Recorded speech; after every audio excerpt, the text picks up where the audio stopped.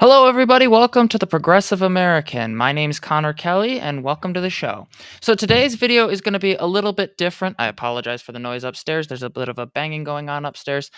Today's episode is going to be a little different. There isn't any special guest, there isn't going to be any specific interview today, but instead, we're going to go over some of the details surrounding the debate between Vice President Kamala Harris and former President Donald Trump before we get into the debate proper, in which I will react to it.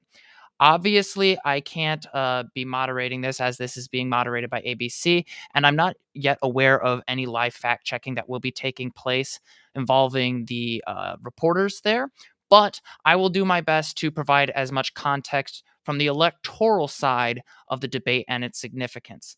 The other thing is, I won't be making any particularly bombastic claims surrounding whether or not I think either one of these candidates are going to be particularly successful or aggressive towards one another, because I don't know how they're going to attack one another since the messaging has been kind of iffy, thanks in part to Kamala Harris's early entry, or rather late entry into the race.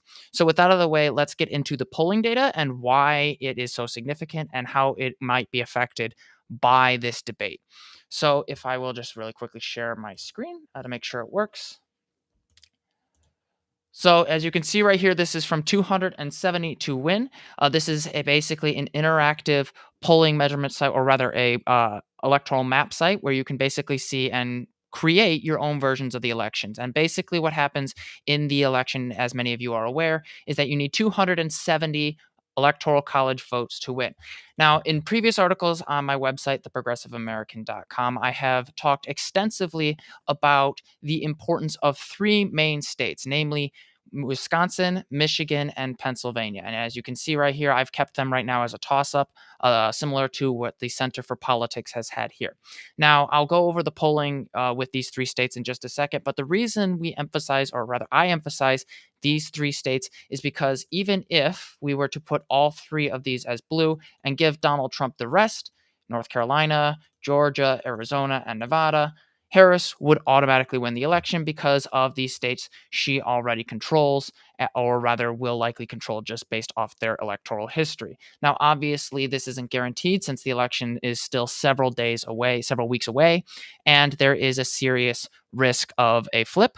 And we'll go into more polling overall. But really, really important here, whenever you hear somebody talking about North Carolina or Arizona, as important as Arizona is, it's important to remember that Harris doesn't necessarily need those states to win in order to win the election. And the debate really is going to be about shoring up support rather than necessarily bombarding the opponent into a point where they can basically take a lot of voters away from it. A lot of times these debates are kind of over exaggerated in their importance, and then some people just say they don't matter.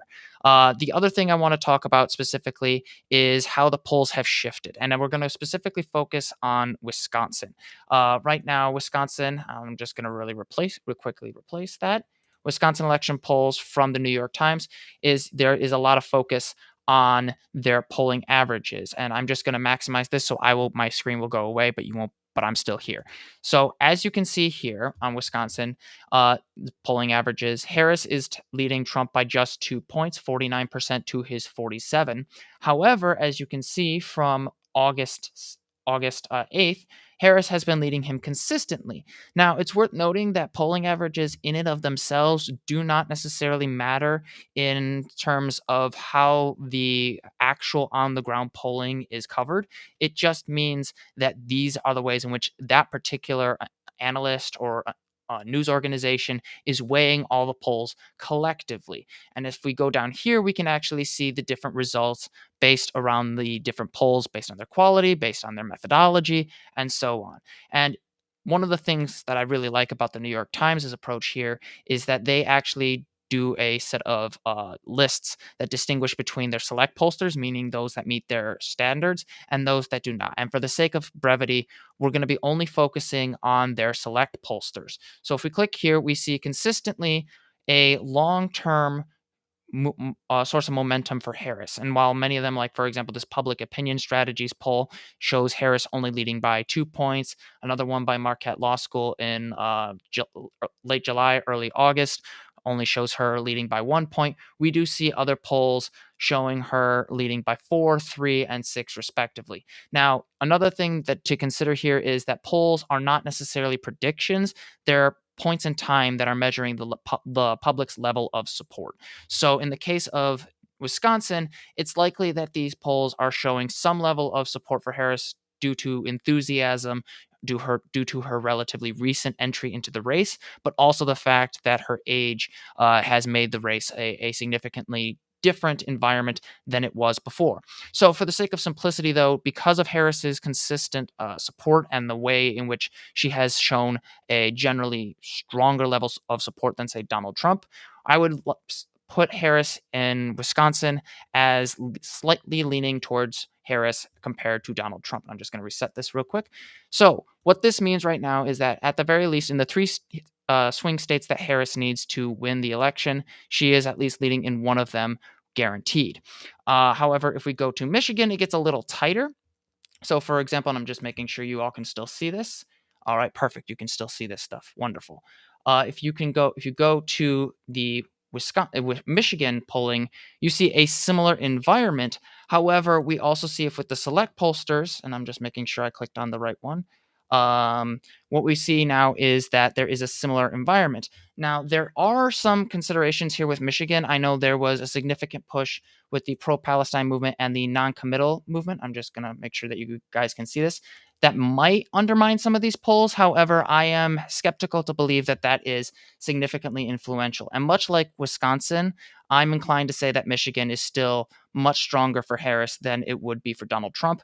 But again, since elections are polls, election polls are representative of a point in time, these are not guaranteed. So instead, I'm just going to be putting, for the sake of the 270 to win prediction of where it is right now, as far as I see it, I will be putting Michigan in the lean Harris category rather than a full on, you know, likely or safe Democratic ruling. So that puts Harris in a strong advantage, at the very least, going into this election. Now, the key state that I have brought up repeatedly is Pennsylvania.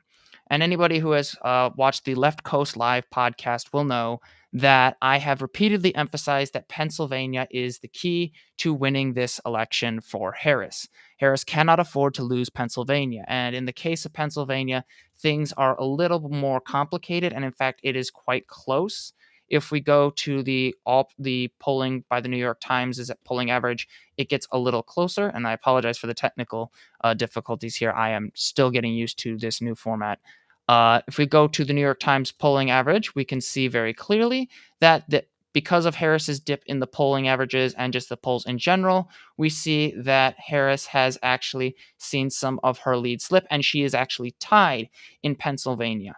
Now, there are some individuals who look at this and they assume that this means that Harris is in a lot of trouble, and that is possibly true because a decline in polling is not something that a candidate wants to see, especially before a debate. But it is kind of important to remember not just the polling, but the electoral history of a general region. And in the case of Wisconsin, Michigan, and Pennsylvania, they tend to poll together. And so while I would still put Pennsylvania as a toss up, and this is all again subject to change depending upon how the debate performance goes, I would still put Pennsylvania as slightly leaning towards Harris, in part because in 2020 and 2016, all three of those states, Wisconsin, Michigan, and Pennsylvania, all went for Harris. And if we look at their electoral history there, we'll actually see that those three states, almost never go for any other candidate in terms never actually vote separately from one another. And that's one of the reasons, for the blue wall, I would be saying that insofar as the pre-debate environment goes, Harris is in a much better position than most people are giving her credit for. And as for Donald Trump, I am a little more, how do I say this nicely? I don't think he has a great chance of winning re-election for a second term. I personally don't think that his character or his popularity is all that helpful to any momentum he's had. In fact, in the case of Kamala Harris's message, he seems to only be able to hit on one of two things, either immigration and then just straight up bigotry. fact, his consistent application of this idea that her being Indian and black are somehow contradictory to one another. Most normal people who aren't weird kind of understand that you can be both. But for the sake of looking into his polling chances, I'm going to put up a hypothetical. And let's say that Donald Trump manages to hold on to all four of the states that he needs to have a good chance at getting to 270 electoral votes. And I'm just going to show this real quick again. So, as I mentioned earlier, in 2020, he was in a much better, worse position than he is now. But as you can see, if you are leading in Wisconsin and Michigan, chances are you're going to lead in Pennsylvania. Trump is probably not going to reverse that kind of momentum or just any of that historical electoral environment. However, if we go to the Electoral College map and look at a hypothetical for Donald Trump, where I don't know, I don't know why that's doing that. That's not something I can control. 270 to win gave a pop up. I thought I blocked that, but it will not. Oh, they're trying to stop me with the ad blocker, so I'm going to turn off my ad blocker and just remove it. There we go. Okay, it tried to stop me with the ad blocker. Oh well. But anyway, so let's say we're going to be very, very generous to Donald Trump, and we're going to focus on this and say that he wins all of these states: North Carolina, Georgia, Arizona, and Nevada, which again, he may very well not secure any of that. He still needs to be able to win one of these three states, and the polling right now suggests that he is in no position to do that. And that's one of the reasons this debate is so important.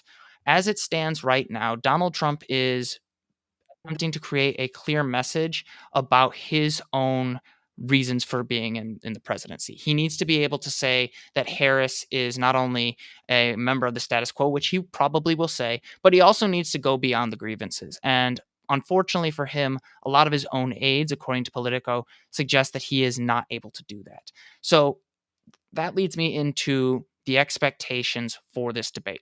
A lot of people have been talking about whether or not Donald Trump will be able to effectively debate Kamala Harris. And I have been looking at this from the perspective of how Joe Biden handled Donald Trump in the last debate and how disastrous that was.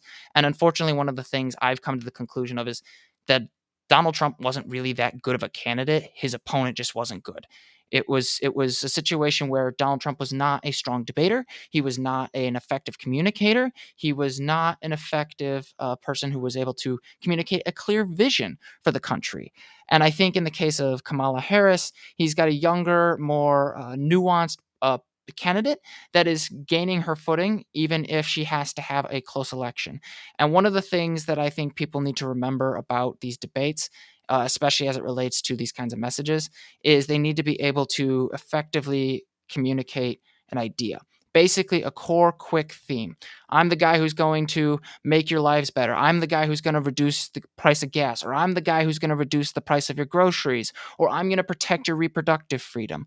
All of those things are quick, snippy, and to the point. And unfortunately, for the last several months, Donald Trump has not been able to hit on those points. And while I don't think it's going to be a blowout for Kamala Harris, I would not be surprised if in this moderated forum, Donald Trump actually suffers a sort of defeat in this debate. I know David Pakman was talking about some of these issues as well, and he made the point that Donald Trump probably isn't going to get destroyed to the point where his support evaporates. Partisans, people who are already kind of on Donald Trump's side, will probably vote for him anyway. But what matters in this debate is not necessarily getting people from Donald Trump's side over to the Democratic side. What matters is the independents, the undecideds, the people who are uncertain about Kamala Harris's chances at winning or even her value as a presidential candidate. She's still a relatively unknown figure. And while that does work to her advantage against somebody like Donald Trump, it is also worth noting that Donald Trump is a known quantity, and that he can also use that against her by saying, you know me, you don't know her. And the problem is that is a double-edged sword with him as well. So one of the things I want to also talk about is the rules. As many of you know, the debate kind of got a little messed up with Harris's entry into the race. And because of that, there was a question of whether or not there would be a debate in the first place. Namely, that Donald Trump was actually considering backing out of the debate, arguing that he was supposed to debate Joe Biden. He was not supposed to debate anybody else, and that would lead to a whole snafu of problems. Now, Harris originally actually wanted Donald Trump to debate her on today, and they managed to agree to that. But one of the things they wanted to get clear was the rules about microphones. And that was candidates would be muted when the other one is talking. And Harris wanted Trump to actually be allowed to talk to kind of blow himself up. I personally don't think that's as big of a deal as some people in the media have been talking about, especially because I think Donald Trump himself just does not have the same flourish in a moderated debate style. If he's talking about a set of policy issues, he's going to be vague. He's going to kind of be elusive. He was recently asked at a candidate forum, I think it was, about his plans to basically reduce the cost of childcare. And he just could not answer the question. Period. He was completely unable to respond to any of the questions. He was vague. He brought up tariffs, which have no relation to the price of childcare, and he was just a complete and utter failure in terms of his ability to communicate. And unfortunately for Donald, his aides actually seem to believe the same. And if we look at Politico's recent reporting, I believe this was from yesterday, Donald Trump's own aides actually are worried that he might blow the debate. His aides are very concerned about his willingness to get goaded into a sort of insult spree with Kamala Harris, making himself appear more unlikable, unfavorable, and hostile. In fact, former Speaker of the House Newt Gingrich, a Republican and Trump ally, said, quote, "I assume she'll," meaning Kamala Harris, "come in very, very aggressive and she will try to bait him, getting very angry, and she'll be personal and try to demean him. I hope what he'll do is be a guy who's been a real president, while she has been kind of a semi vice president and a guy who knows all the world leaders and a guy who has been through an enormous amount, and just be calm and steady and stick to the real differences," unquote. Now, I don't know if Newt Gingrich has been paying attention for the last several years, but presidential is just something that Donald Trump is not. He is consistently petulant, he is consistently based in grievances, and he is consistently hostile to the institutions that are supposed to check him. And unfortunately for a lot of these Republicans, I don't think that's going to change. Now, there's another thing I want to talk about, and that is Kamala Harris herself. One of the things I worry about in this debate isn't so much Trump himself, but how Kamala Harris reacts to questions that put her on her back foot. One of the most famous examples is Kamala Harris responding to a question about whether or not she would go to the border. Unfortunately, she did not handle that very well. She claimed she had gone to the border when she hadn't. And Republicans have kind of used this symbolic presentation of her ability to communicate about the border as a way to say that she has failed the country. Never mind the fact that as vice president, she doesn't actually have any enumerated powers. She does not make any policy decisions. They are insisting that she is the border czar and she has failed to protect the country. Now, obviously, this is partially motivated by their bigotry and their fear of migrants, but this is also partially just because they really, really want to paint her as an open borders candidate, no matter how much the evidence suggests to the contrary. And it's going to come up. Trump's going to attack her. He's going to argue that she was the border czar. She's done nothing for the last 4 years, and that she has done nothing to protect this nation from supposed dangerous migrants. And my suggestion, if I was in her shoes or if I was one of her advisors, would be to remind Americans purely from an electoral perspective, I'm a lot more open on the issue of the border than either of these candidates will be willing to talk about. But from a purely electoral perspective, can't talk today, that Trump is the one who royally screwed over the country. He's the one who blew up the border deal that they had, a bipartisan border deal in the House and the Senate, and because he wanted to secure his ability to run for president, to use immigrants, migrants, people of color especially, as political tools for fear, hostility, and just ramping up anger towards people who he deems as dangerous. And if she's able to quickly respond to that and do that in a way that communicates very, very clearly that he has no policy, he's not actually interested in solving problems, then I think at the very least she will have defanged Donald Trump's main attack line, which is that she is the open borders candidate. She is the failed immigration czar and things like that. I hope she goes with that, and I'm pretty sure her advisors would be willing to push that position constantly on her.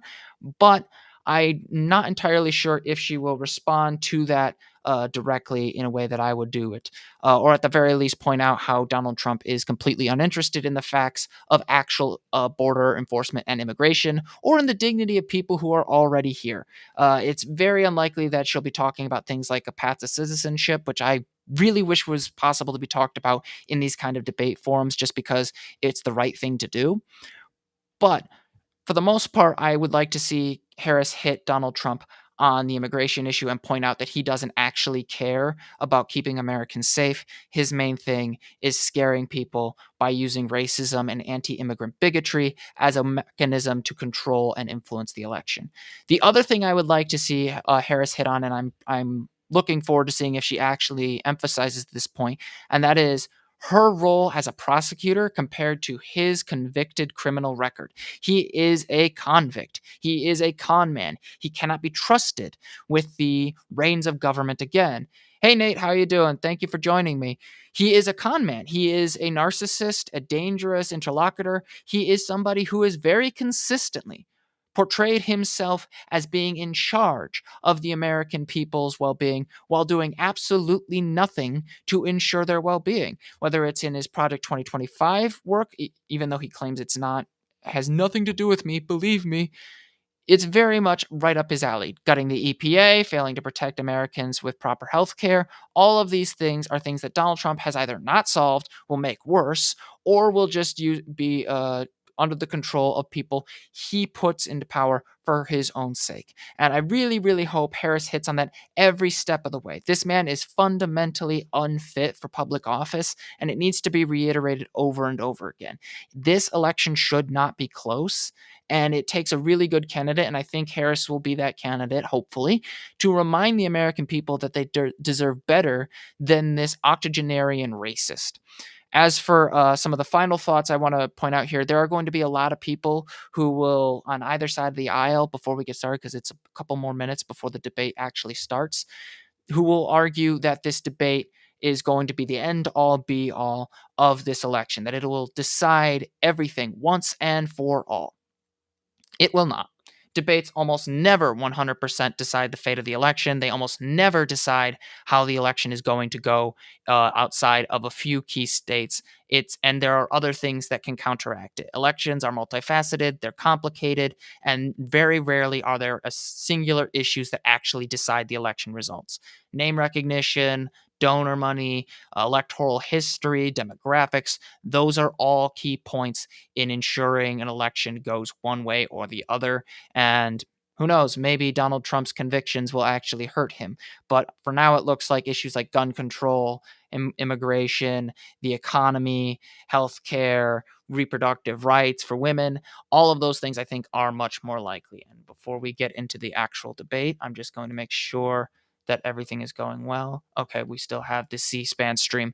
So I just got a couple more things I want to talk about that are like housekeeping matters before we get into the debate, because I think I started a little early. So unrelated to the debate for just a second here, I wanted to touch up on some of the projects that I'm doing, because I have been covering the election. I just haven't been doing it on the channel. So, if you don't know, I have a website called theprogressiveamerican.com. It's a website where I do a lot of newsletter writing. I talk a lot about what's going on in the election. And if you aren't following it now, it's free. Or if you want to support my work, you can absolutely sign up for a yearly or a monthly subscription, depending upon how you want to go about that. But some of you who do follow it will likely know that I was supposed to interview David Rode from NBC News. That has unfortunately fallen apart, and I am trying to see if I can recover that and see if I can get him on the show to talk about his new book. But I am not super optimistic about that in the future. I am, however, going to be writing a review about the debate that's going on with this debate. And then I'm also hopefully going to get Max Boot from the Washington Post on to talk about his book in relation to Reagan and Donald Trump and how that impacts the election as well. Also, I have a couple more articles that are going to be coming out in the coming weeks. So please keep an eye out for those. In fact, if you want to go to the website, it is theprogressiveamerican.com. I just redesigned it, and I really hope you will consider subscribing to that. Nate, are you still there? I just wanted to see if you're still in the chat, making sure the chat overlay is working, because it's been a while since I've done this kind of stream.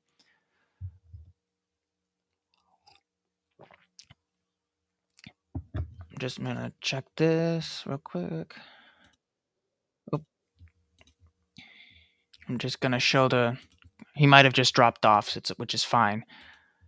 One of the downsides of doing these live stream things with the 270 to win website is there's a lot of ads. You saw that earlier, so I'm just gonna try and see if we can show you some of the other electoral stuff that might happen.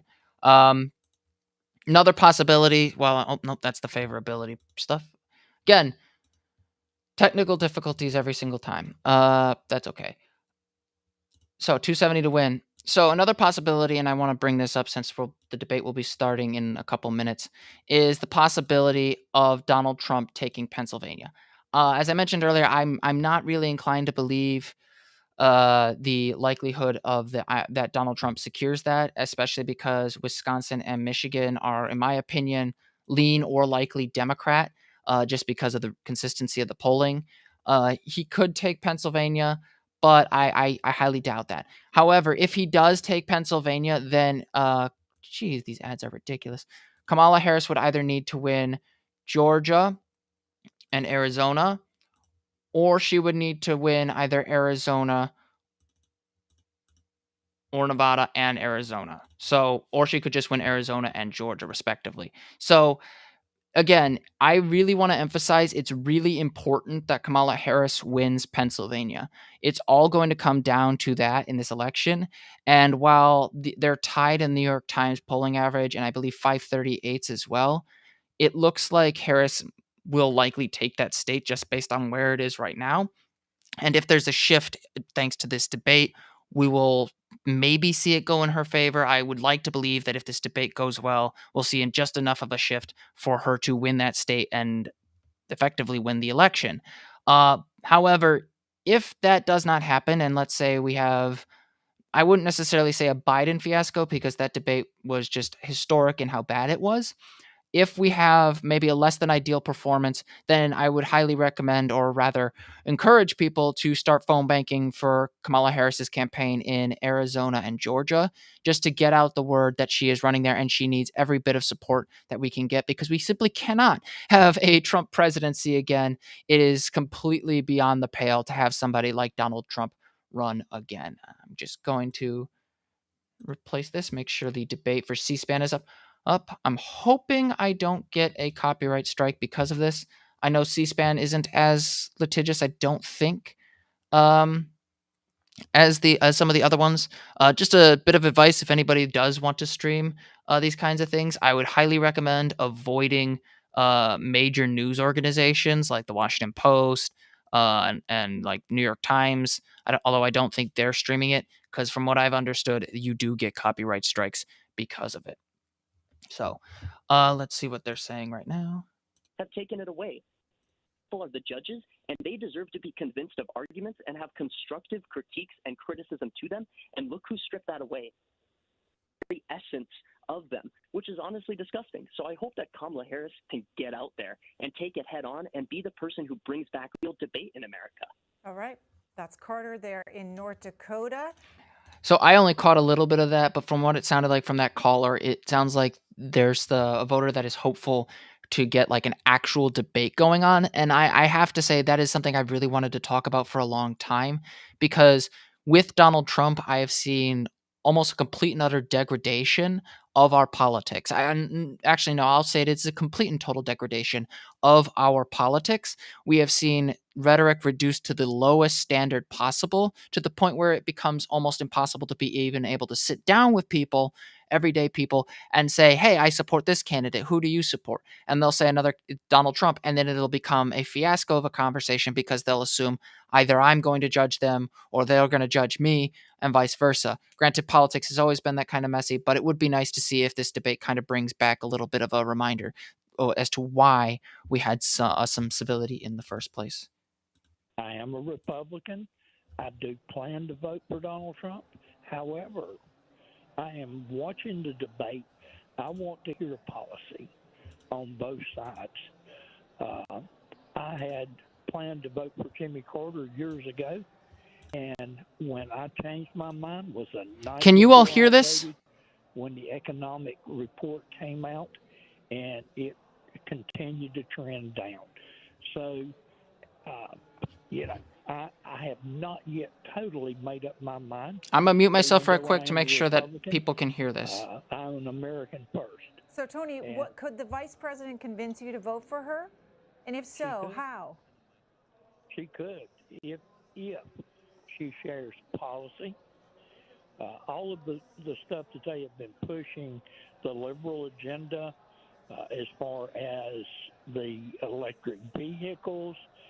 I have a brother, and his neighbor has one, and he could fill up his vehicle 4 times a month. It's a bit quiet. Okay. For what it cost him to charge his vehicle one time. He said his electric vehicle, I'm going to increase the volume a little bit. Vehicle is absolutely bankrupting them.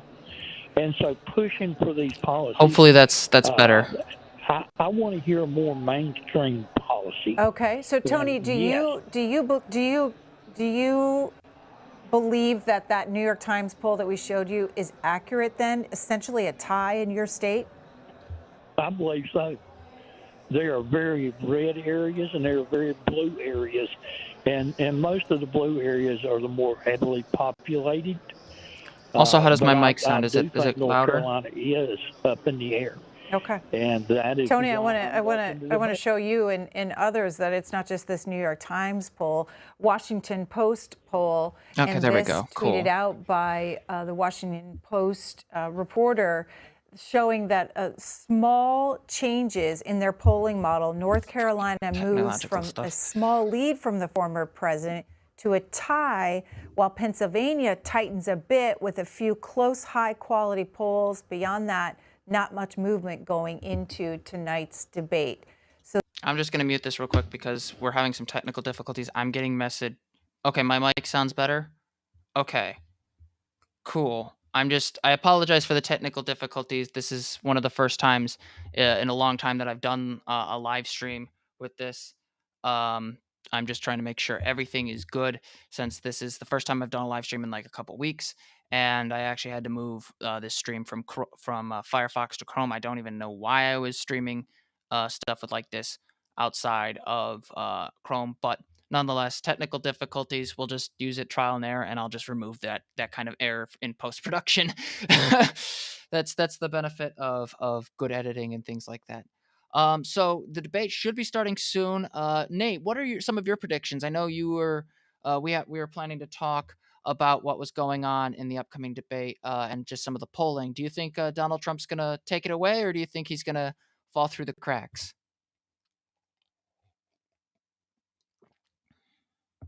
It sounds like they're starting in a second. Right here in Pennsylvania, all still very much in play. The ABC News presidential debate starts right now. All right, here we go. This is an ABC News special. The most consequential moment of this campaign. Kamala Harris. Together, we will chart a new way forward. Donald Trump. We will soon be a great For president. And I'm Lindsay Davis. Tonight's meeting could be the most consequential event of their campaigns, with Election Day now less than 2 months away. For Vice President Kamala Harris, this is her first debate since President Biden withdrew from the race on July 21st.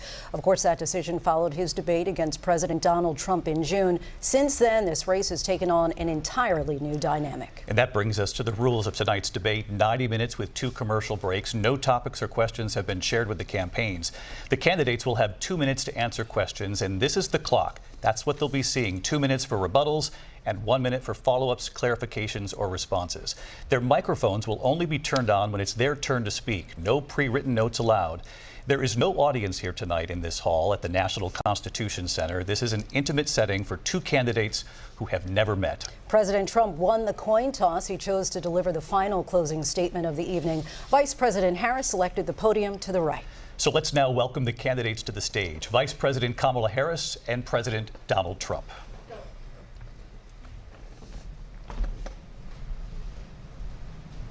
It's so weird without an audience. Kamala Harris. Let's have a good debate. Nice to see you. Have fun. Thank you. Welcome to you both. It's wonderful to have you. It's an honor to have you both here tonight. Good evening. We are looking forward to a spirited and thoughtful debate. So let's get started. I want to begin tonight with the issue that voters repeatedly say is their #1 issue, and that is the economy and the cost of living in this country. Vice President Harris, you and President Trump were elected 4 years ago, and your opponent on the stage here tonight often asks his supporters, are you better off than you were 4 years ago? When it comes to the economy, do you believe Americans are better off than they were 4 years ago? So I was raised as a middle-class kid, and I am actually the only person on this stage who has a plan that is about lifting up the middle class and working people of America. I believe in the ambition, the aspirations, the dreams of the American people. And that is why I imagine and have actually a plan to build what I call an opportunity economy. Because here's the thing. We know that we have a shortage of homes and housing, and the cost of housing is too expensive for far too many people. We know that young families need support to raise their children, and I intend on extending a tax cut for those families of $6,000, which is the largest child tax credit that we have given in a long time, so that those young families can afford to buy a crib, buy a car seat, buy clothes for their children. My passion, one of them, is small businesses. My mother raised my sister and me, but there was a woman who helped raise us. We call her our second mother. She was a small business owner. I love our small businesses. My plan is to give a $50,000 tax deduction to start up small businesses, knowing they are part of the backbone of America's economy. My opponent, on the other hand, his plan is to do what he has done before, which is to provide a tax cut for billionaires and big corporations, which will result in $5 trillion to America's deficit. My opponent has a plan that I call the Trump's sales tax, which would be a 20% tax on everyday goods that you rely on to get through the month. Economists have said that that Trump sales tax would actually result for middle-class families in about $4,000 more a year, because of his policies and his ideas about what should be the backs of middle-class people paying for tax cuts for billionaires. President Trump, I'll give you 2 minutes. First of all, I have no sales tax. That's an incorrect statement. She knows that.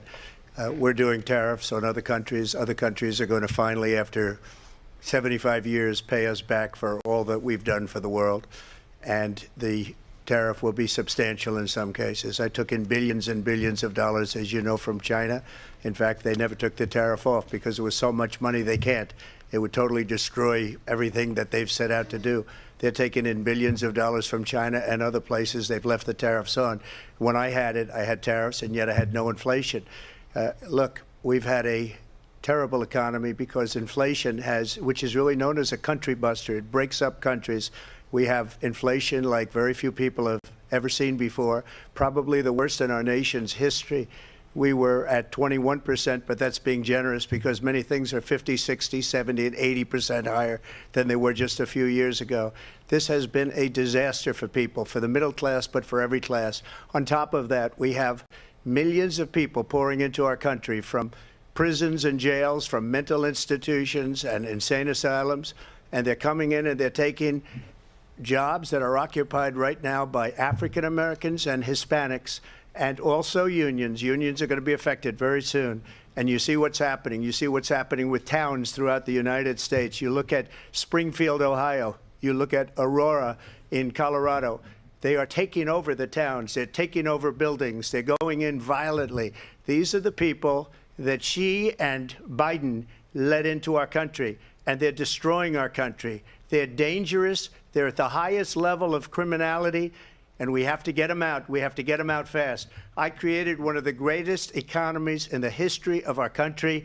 I'll do it again and even better. We are going to get to immigration and border security during this debate. I just wanted to note that I told you guys he was immediately going to hit on the immigration issue. About what Donald Trump left us. Donald Trump left us the worst unemployment since the Great Depression. Donald Trump left us the worst public health epidemic in a century.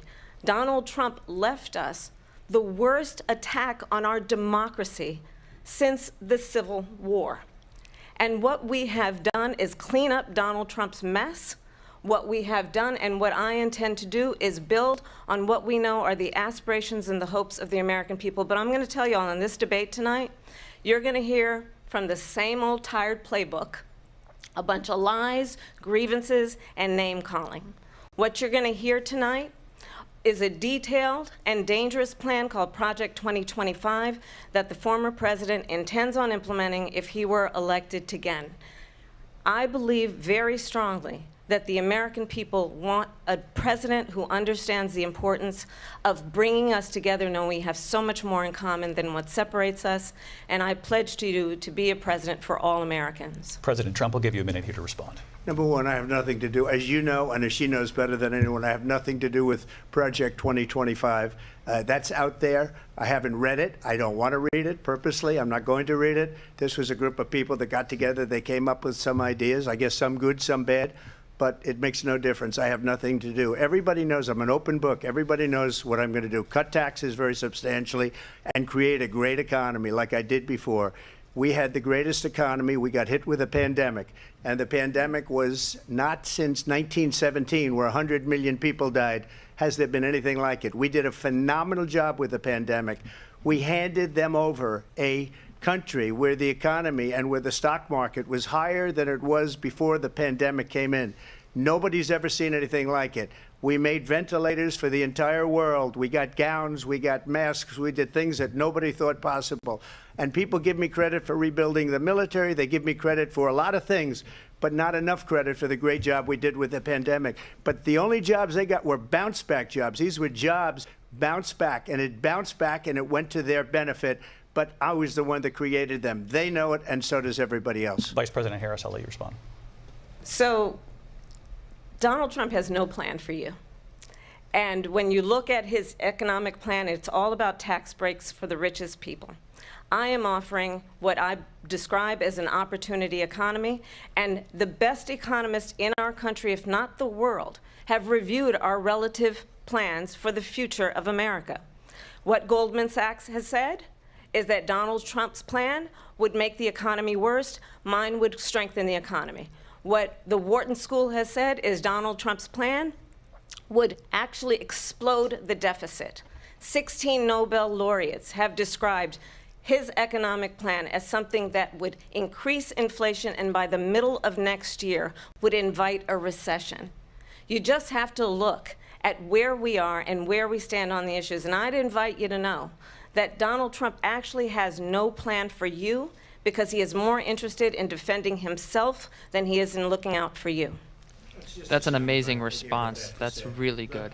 I went to the Wharton School of Finance, and many of those professors, the top professors, think my plan is a brilliant plan. It's a great plan. It's a plan that's going to bring up our worth, our value as a country. It's going to make people want to be able to go and work and create jobs and create a lot of good, solid money for our country. And just to finish off, she doesn't have a plan. She copied Biden's plan, and it's like 4 sentences, like run, spot, run. 4 sentences that are just, oh, we'll try and lower taxes. She doesn't have a plan. Take a look at her plan. She doesn't have a plan. Mr. President, I do want to drill down on something you both brought up. That was the Vice President less brought than up ideal your response from tariffs. Trump. You responded, and let's drill down on this because your plan is what she calls is essentially a national sales tax. Your proposal calls for tariffs, as you pointed out here, on foreign imports across the board. You recently said that you might double your plan, imposing tariffs up to 20% on goods coming into this country. As you know, many economists say that with tariffs at that level, costs are then passed on to the consumer. Vice President Harris has argued it'll mean higher prices on gas, food, clothing, medication, arguing it costs the typical family nearly $4,000 a year. Do you believe Americans can afford higher prices because of tariffs? They're not going to have higher prices. What's going to have and who's going to have higher prices is China and all of the countries that have been ripping us off for years. I was the only president ever. China was paying us hundreds of billions of dollars, and so were other countries. And, you know, if she doesn't like them, they should have gone out and they should have immediately cut the tariffs. But those tariffs are there 3.5 years now under their administration. We are going to take in billions of dollars, hundreds of billions of dollars. I had no inflation, virtually no inflation.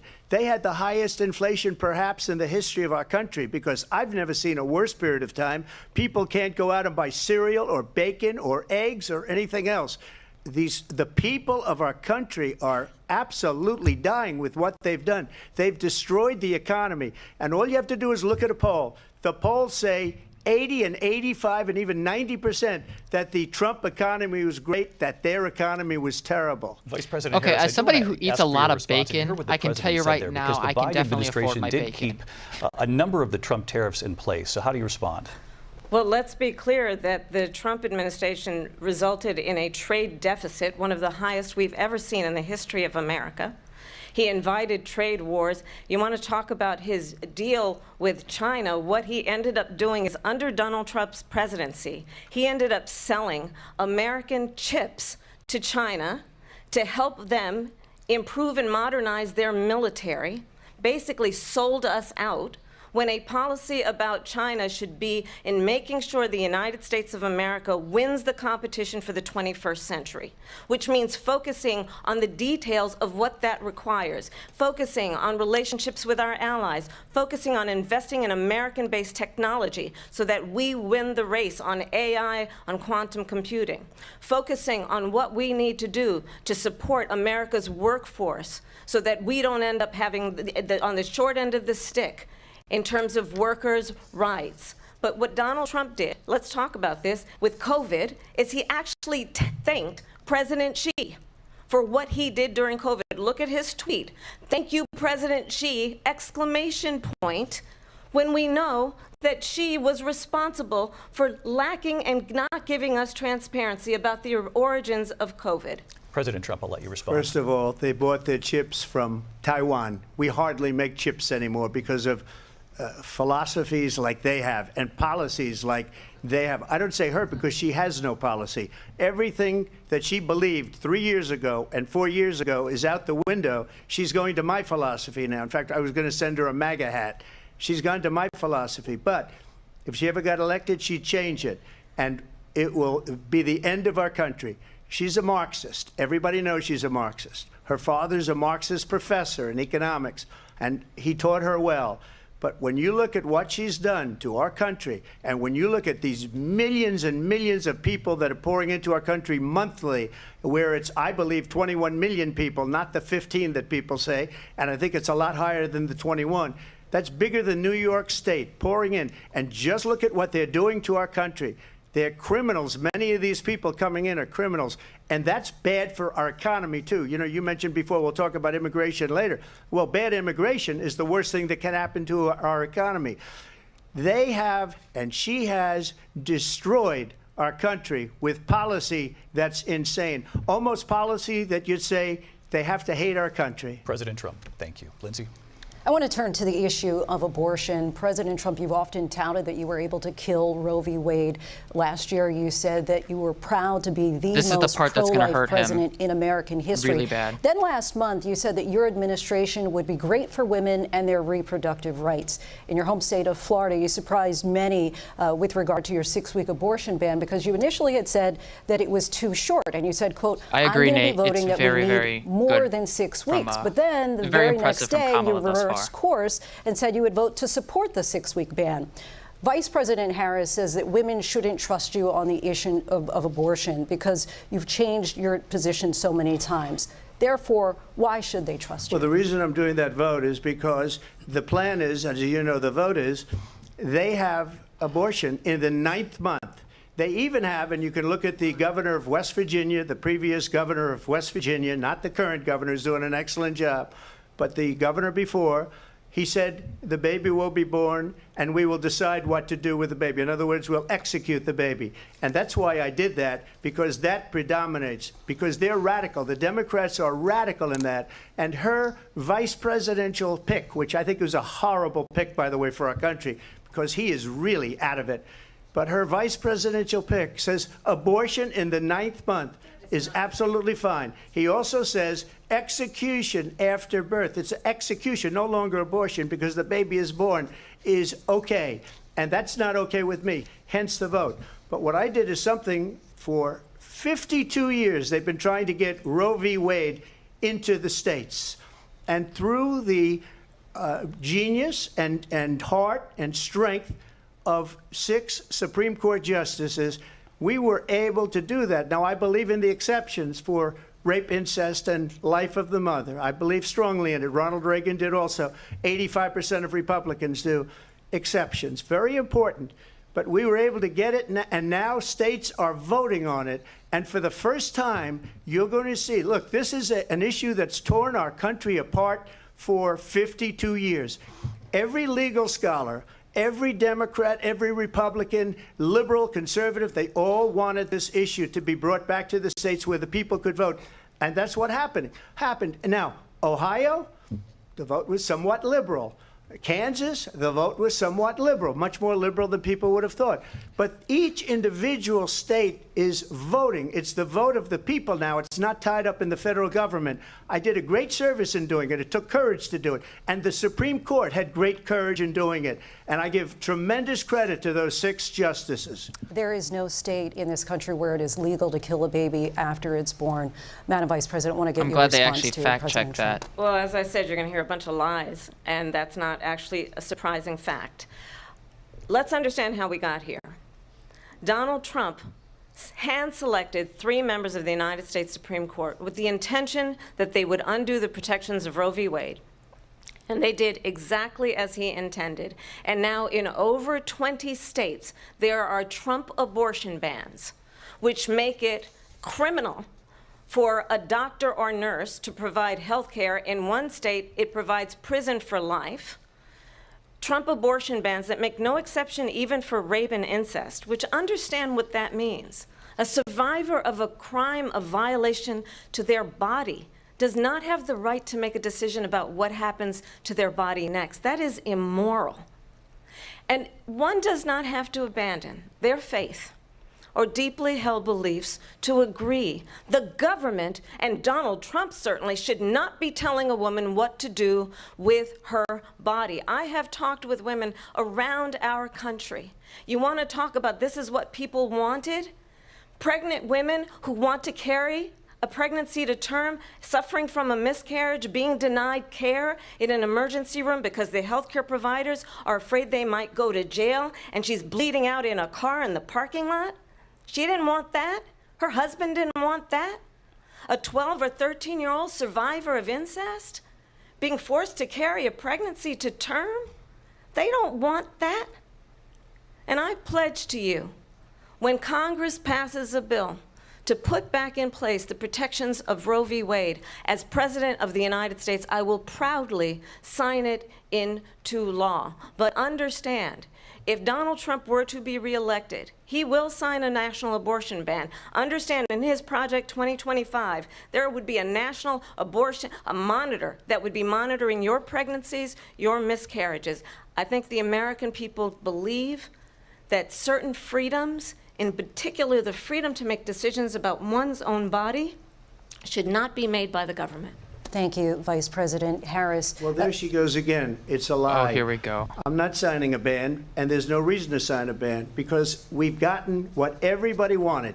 Democrats, Republicans, and everybody else, and every legal scholar wanted it to be brought back into the states. And the states are voting. And it may take a little time, but for 52 years, this issue has torn our country apart. And they've wanted it back in the states. And I did something that nobody thought was possible. The states are now voting. What she says is an absolute lie. And as far as the abortion ban, no, I'm not in favor of abortion ban, but it doesn't matter because this issue has now been taken over by the states. Would you veto a national abortion ban if it came to your desk? Well, I won't have to because, again, two things. Number one, she said she'll go back to Congress. She'll never get the vote. It's impossible for her to get the vote, especially now with the 50-50, and essentially 50-50 in both Senate and the House. She's not going to get the vote. She can't get the vote. She won't even come close to it. So it's just talk. You know what it reminds me of? When they said they're going to get student loans terminated, and it ended up being a total catastrophe. The student loans, and then her, I think probably he's evading the issue all over again. If you call him a boss, he spends all his time on the beach. But look, her boss went out and said, we'll do it again. We'll do it a different way. And he went out, got rejected again by the Supreme Court. So all these students got taunted with this whole thing about this whole idea, and how unfair that would have been. Part of the reason they lost to the millions and millions of people that had to pay off their student loans. They didn't get it for free, but they were saying it's the same way that they talked about that they talk about abortion. But if I could just get a yes or no, because your running mate, J.D. Vance, has said that you would veto it if it did come to your desk. Well, I didn't discuss it with J.D. In all fairness, J.D., and I don't mind if he has a certain view, but I think he was speaking for me, but I really didn't. Look, we don't have to discuss it because she'd never be able to get it. He's never going to just answer like the question, she couldn't get student Nate. loans. They couldn't get student loans. They didn't even come close to getting student loans. They taunted young people and a lot of other people that had loans. They can never get this approved. So it doesn't matter what she says about going to Congress. Well, wonderful. Let's go to Congress. Do it. But the fact is that for years they wanted to get it out of Congress and out of the federal government, and we did something that everybody said couldn't be done. And now you have a vote of the people on abortion. Vice President Harris, I want to give you your time to respond, but I do want to ask, would you support any restrictions on a woman's right to an abortion? I absolutely support reinstating the protections of Roe v. Wade, and as you rightly mentioned, nowhere in America is a woman carrying a pregnancy to term and asking for an abortion. That is not happening. It's insulting to the women of America. And understand what has been happening under Donald Trump's abortion bans. Couples who pray and dream of having a family are being denied IVF treatments. What is happening in our country? Working people, working women, who are working 1 or 2 jobs, who can barely afford childcare as it is, have to travel to another state to get on a plane sitting next to strangers to go and get the health care she needs. Barely can afford to do it, and what you are putting her through is unconscionable. And the people of America have not, the majority of Americans believe in a woman's right to make decisions about her own body. And that is why in every state where this issue has been on the ballot, in red and blue states both, the people of America have voted for freedom. Vice President Harris, excuse me, I have to respond. Another lie. It's another lie. I have been a leader on IVF, which is fertilization. The IVF, I have been a leader. In fact, when they got a very negative decision on IVF from the Alabama courts, I saw the people of Alabama and the legislature 2 days later voted it in. I've been a leader on it. They know that, and everybody else knows it. I have been a leader on fertilization, IVF. And the other thing, you should ask, will she allow abortion in the 8th month, 9th month, 7th month? Come on. Okay, would you do that? Why don't you ask her that question? Why don't you answer That's the problem. question? Would you because veto? Under Roe v. Wade, Answer the question, would you veto? you could do abortions in the 7th month, the 8th month, the 9th month, and probably after birth. Just look at the governor, former governor of Virginia. The governor of Virginia said we put the baby aside and then we determine what we want to do with the baby. President Trump, thank you. We're going to turn now to immigration and border security. We know it's an issue that's important to Republicans, Democrats, voters across the board in this country. Vice President Harris, you were tasked by President Biden with getting to the root causes of migration from Central America. We know that illegal border crossings reached a record high in the Biden administration. This past June, President Biden imposed tough new asylum restrictions. We know the numbers since then have dropped significantly. But my question to you tonight is, why did the administration wait until 6 months before the election to act? And would you have done anything differently from President Biden on this? So I'm the only person on this stage who has prosecuted transnational criminal organizations for the trafficking of guns, drugs, and human beings. And let me say that the United States Congress, including some of the most conservative members of the United States Senate, came up with a border security bill which I supported. Here we go. That's what we need to respond to. And that bill would have put 1,500 more border agents on the border to help those folks who are working there right now overtime, trying to do their job. It would have allowed us to stem the flow of fentanyl coming into the United States. I know there are so many families watching tonight who have been personally affected by the surge of fentanyl in our country. That bill would have put more resources to allow us to prosecute transnational criminal organizations for trafficking in guns, drugs, and human beings. But you know what happened to that bill? Donald Trump got on the phone, called up some folks in Congress, and said, kill the bill. And you know why? Because he'd prefer to run on a problem instead of fixing a problem. And understand, this comes at a time where the people of our country actually need a leader who engages in solutions, who actually addresses the problems at hand. But what we have in the former president is someone who would prefer to run on a problem instead of fixing a problem. And I'll tell you something, he's going to talk about immigration a lot tonight, even when it's not the subject that is being raised. And I'm going to actually do something really unusual, and I'm going to invite you to attend one of Donald Trump's rallies, because it's a really interesting thing to watch. You will see during the course of his rallies, he talks about fictional characters like Hannibal Lecter. He will talk about windmills cause cancer. And what you will also notice is that people start leaving his rallies early out of exhaustion and boredom. And I will tell you, the one thing you will not hear him talk about is you. You will not hear him talk about your needs, your dreams, and your desires. And I'll tell you, I believe you deserve a president who actually puts you first, and I pledge to you that I will. Vice President Harris, thank you. President Trump, on that point, I want to get your response. Well, I would like to respond. Let me just ask, though, why did you try to kill that bill, and successfully so? That would have put thousands of additional agents and officers on the border. First, let me respond as to the rallies. She said people start leaving. People don't go to her rallies. There's no reason to go. And the people that do go, she's bussing them in and paying them to be there, and then showing them in a different light. So she can't talk about that. People don't leave my rallies. We have the biggest rallies, the most incredible rallies in the history of politics. That's because people want to take their country back. Our country is being lost. We're a failing nation. And it happened 3.5 years ago. And what's going on here, you're going to end up in World War III, just to go into another subject. What they have done to our country by allowing these millions and millions of people to come into our country, and look at what's happening to the towns all over the United States. And a lot of towns don't want to talk. It's not going to be Aurora or Springfield. A lot of towns don't want to talk about it because they're so embarrassed by it. In Springfield, they're eating the dogs, the people that came in. They're eating the cats. They're eating the pets of the people that live there. And this is what's happening in our country, and it's a shame. As far as rallies are concerned, as far as the reason they go is they like what I say. They want to bring our country back. They want to make America great again. It's a very simple phrase, make America great again. She's destroying this country, and if she becomes president, this country doesn't have a chance of success. Not only success, we'll end up being Venezuela on steroids. I just want to clarify here. You bring up didn't answer the question Ohio, at all. And ABC News did reach out to the city manager there. He told us there have been no credible reports of specific claims of pets being harmed, injured, or abused by individuals within the immigrant community. Well, I've seen people on television. Let me just say here, this is the people on television say my dog was taken and used for food. So maybe he said that, and maybe that's a good thing to say for a city manager. I'm not taking this from but television. But the people I'm on television saying their manager. dog was eaten by the people that went there. Again, the Springfield city manager says there's no evidence of that. Vice President Harris, I'll let you respond to the rest of what you've heard. You talk about extreme.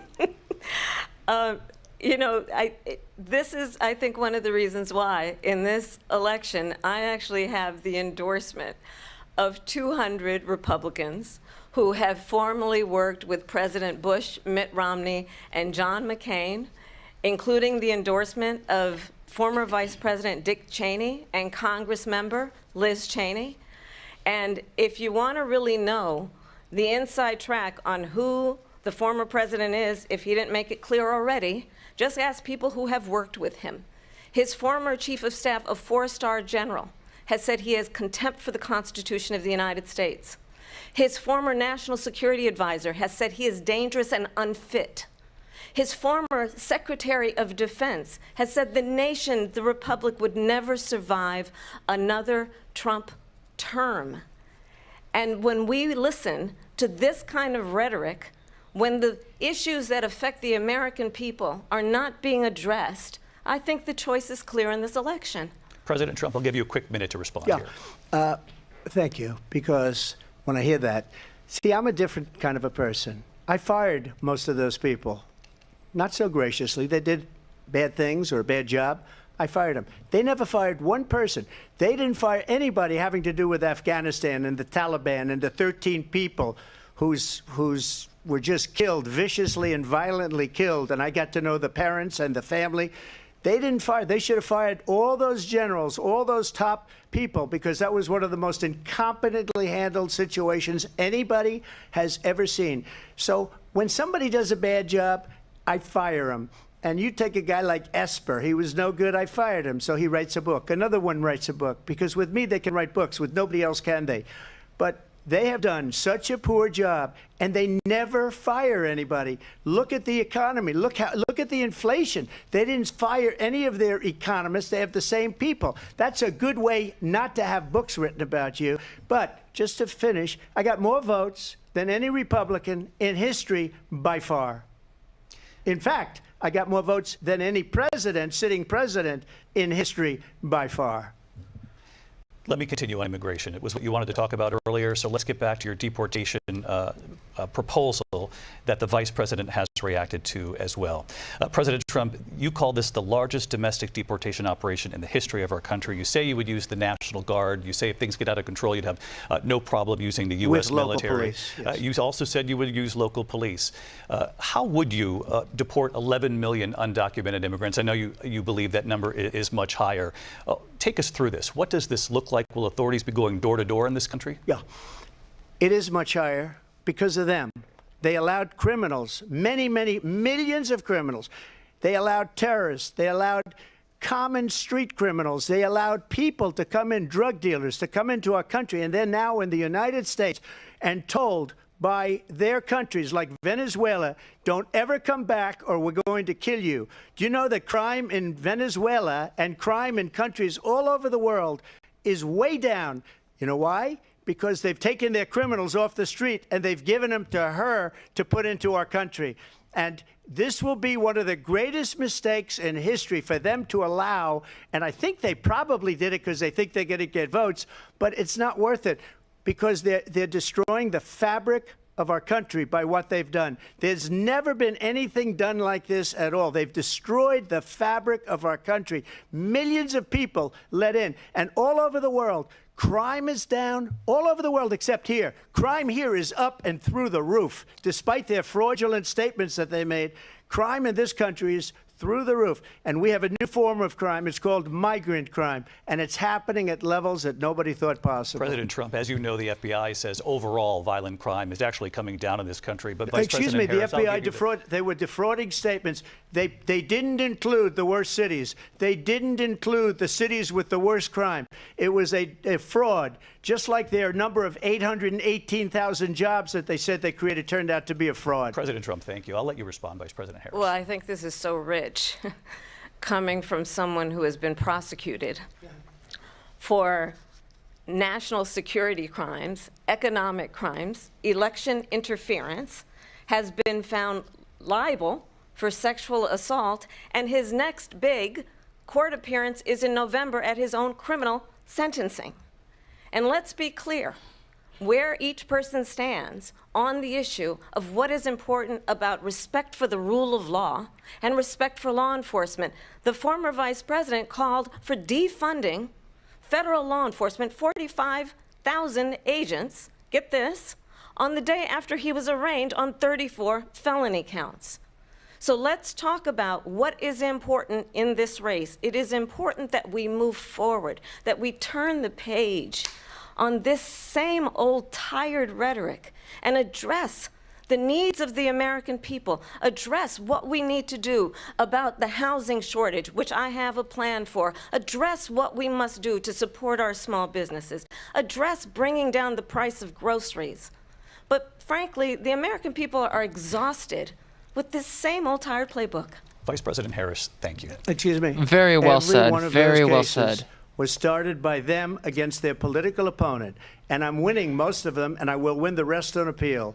And you saw that with the decision that came down just recently from the Supreme Court. I'm winning most of them. But those are cases, it's called weaponization. Never happened in this country. They weaponized the Justice Department. Every one of those cases was involved with the DOJ, from Atlanta and Fani Willis to the Attorney General of New York and the DA in New York. Every one of those cases.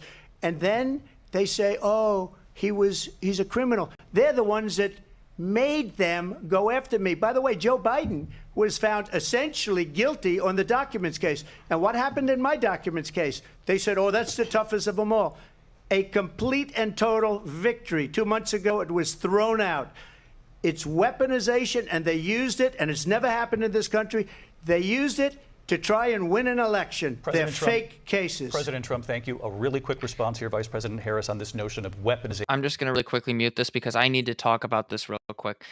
Donald Trump is referring specifically to a documents case where there were documents that Joe Biden incorrectly believed that he was allowed to take into his custody. And then once he realized that he still had them, and he returned them promptly to the FBI. The Trump documentation case specifically has to do with his refusal and his obstruction from the National Archives to retrieve documents that were not his property. I'll let that continue. Against his political enemies. Someone who has openly expressed disdain for members of our military. Understand what it would mean if Donald Trump were back in the White House with no guardrails. Because certainly we know now the court won't stop him. We know J.D. Vance is not going to stop him. It's up to the American people. Vice President Harris, thank you. Lindsay? Vice President Harris, in your last run for president. This is the one that weaponized, not me. She weaponized. I probably took a bullet to the head because of the things that they say about me. It was his they ear. Talk about it was his ear. democracy. It was his I'm ear, a threat not to his democracy. Head. They're the threat to democracy President with a fake Trump. Russia investigation We do have a lot that went nowhere. We have a lot to get to. Lindsay? Vice President Harris, in your last run for president, you said you wanted to ban fracking. Now you don't. You wanted mandatory government buyback programs for assault weapons. Now your campaign says you don't. You supported decriminalizing border crossings. Now you're taking a harder line. I know you say that your values have not changed. So then why have so many of your policy positions changed? So my values have not changed, and I'm going to discuss every one of at least every point that you've made. But in particular, let's talk about fracking because we're here in Pennsylvania. I made that very clear in 2020. I will not ban fracking.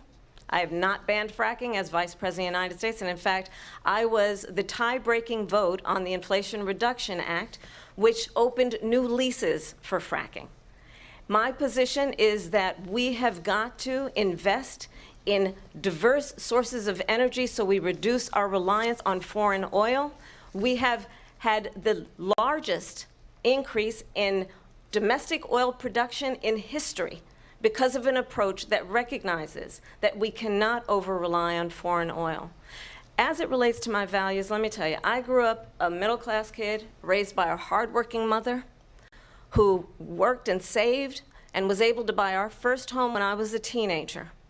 The values I bring to the importance of home ownership, knowing not everybody got handed $400 million on a silver platter and then filed bankruptcy 6 times, is a value that I bring to my work to say we are going to work with the private sector and home builders to increase 3 million homes, increase by 3 million homes by the end of my first term.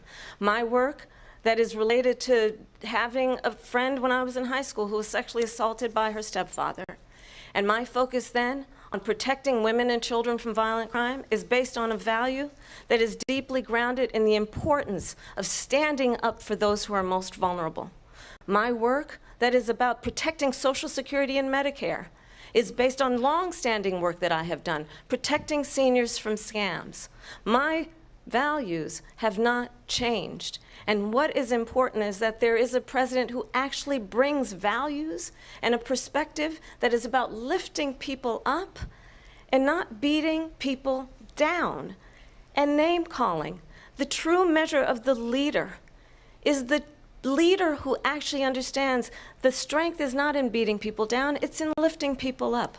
I intend to be that president. President Trump, your Well, response? first of all, I wasn't given $400 million. I wish I was. My father was a Brooklyn builder, Brooklyn, Queens, and a great father, and I learned Please a tell me lot he's from going to him, do but I was given a the fraction small one of that, $1 million tiny thing. fraction, and I built it into many, many billions of dollars, many, many billions. And when people see it, they are even surprised. So we don't have to talk about that. Fracking, she's been against it for 12 years. Defund the police, she's been against that forever. She gave all that stuff up very wrongly, very horribly, and everybody's laughing at it, okay? They're all laughing at it. She gave up at least 12 and probably 14 or 15 different policies. Like, she was big on defund the police. In Minnesota, she went out, wait a minute, I'm talking now, if you don't mind, please. Does that sound familiar? She went out in Minnesota and wanted to let criminals that killed people, that burned down Minneapolis, she went out and raised money to get them out of jail. She did things that nobody would ever think of. Now she wants to do transgender operations on illegal aliens that are in prison. This is a radical left liberal that would do this. She wants to confiscate your guns, and she will never allow fracking in Pennsylvania. If she won the election, fracking in Pennsylvania will end on day one. Just to finish, one thing so important in my opinion. So I got the oil business going like nobody has ever done before. When they took over, they got rid of it, started getting rid of it, and the prices were going up the roof. They immediately let these guys go to where they were. I would have been 5 times, 4 times, 5 times higher, because you're talking about 3.5 years ago. They got it up to where I was because they had no choice, because the prices of energy were quadrupling and doubling. You saw what happened to gasoline. So they said, let's go back to Trump. But if she won the election, the day after that election, they'll go back to destroying our country, and oil will be dead, fossil fuel will be dead, we'll go back to windmills, and we'll go back to solar, where they need a whole desert to get some energy to come out of. You ever see a solar plant? By the way, I'm a big fan of solar, but they take 400, 500 acres of desert soil. Trump, we have a These lot of are not good issues things that we for the have to get environment, to. as We're she out of time. understands. Thank you. Lindsay, thank you. We have an election in just 56 days. And I want to talk about the peaceful transfer of power, which, of course, we all know is a cornerstone of our democracy, and the role of a president in a moment of crisis. Mr. President, on January 6th, you told your supporters to march to the Capitol. You said you would be right there with them. The country and the world saw what played out at the Capitol that day, the officers coming under attack. Aides in the West Wing say you watched it unfold on television off the Oval Office. You did send out tweets, but it was more than 2 hours before you sent out that video message telling your supporters to go home. Is there anything you regret about what you did on that day? You just said a thing that isn't covered. Peacefully and patriotically, I said during my speech, not later on. Peacefully and patriotically. And nobody on the other side was killed. Ashley Babbitt was shot by an out-of-control police officer that should have never, ever shot her. It's a disgrace. But we didn't do this group of people that have been treated so badly. I ask, what about all the people that are pouring into our country and killing people that she allowed to pour in? She was the border czar, remember that. She was the border czar. She doesn't want to be called the border czar because she's embarrassed by the border. In fact, she said at the beginning, oh, I'm surprised you're not talking about the border yet. That's because she knows what a bad job they've done. What about those people? When are they going to be prosecuted? When are these people from countries all over the world, not just South America? They're coming in from all over the world, David, all over the world. And crime rates are down all over the world because of it. But let me just when ask are those, David, when are those people going to be prosecuted? When are the people that burned down Minneapolis going to be prosecuted? Or in Seattle? They went into Seattle. They took over a big percentage of the city of Seattle. When are those people going to be prosecuted? But let me just ask you. You might ask her that question. You were the president. You were watching it unfold on television. It's a very simple question. I watched it live. Is there anything you regret about what you did on that day? Yes, sir. I had nothing to do with that other than they asked me to make a speech. I showed up for a speech. I said, I think it's going to be big. I went to Nancy Pelosi and the mayor of Washington, D.C., and the mayor put it back in writing, as you know. I said, you know, this is going to be a very big rally or whatever you want to call it. And again, it wasn't done by me. It was done by others. I said, I'd like to give you 10,000 National Guard or soldiers. They rejected me. Nancy Pelosi rejected me. It was just 2 weeks ago. Her daughter has a tape of her saying she is fully responsible for what happened. They want to get rid of that tape. It would have never happened if Nancy Pelosi and the mayor of Washington did their jobs. I wasn't responsible for security. Nancy Pelosi was responsible. She didn't do her job. The National Guard serves at the pleasure of the president, Pelosi, though. but I That's do not want true. Vice President Harris to respond here. I was at the Capitol on January 6th. I was the vice president-elect. I was also an acting senator. I was there. And on that day, the President of the United States incited a violent mob to attack our nation's capital, to desecrate our nation's capital. On that day, 140 law enforcement officers were injured, and some died. And understand, the former president has been indicted and impeached for exactly that reason. But this is not an isolated situation. Let's remember Charlottesville, where there was a mob of people carrying tiki torches, spewing anti-Semitic hate. And what did the president then at the time say? There were fine people on each side.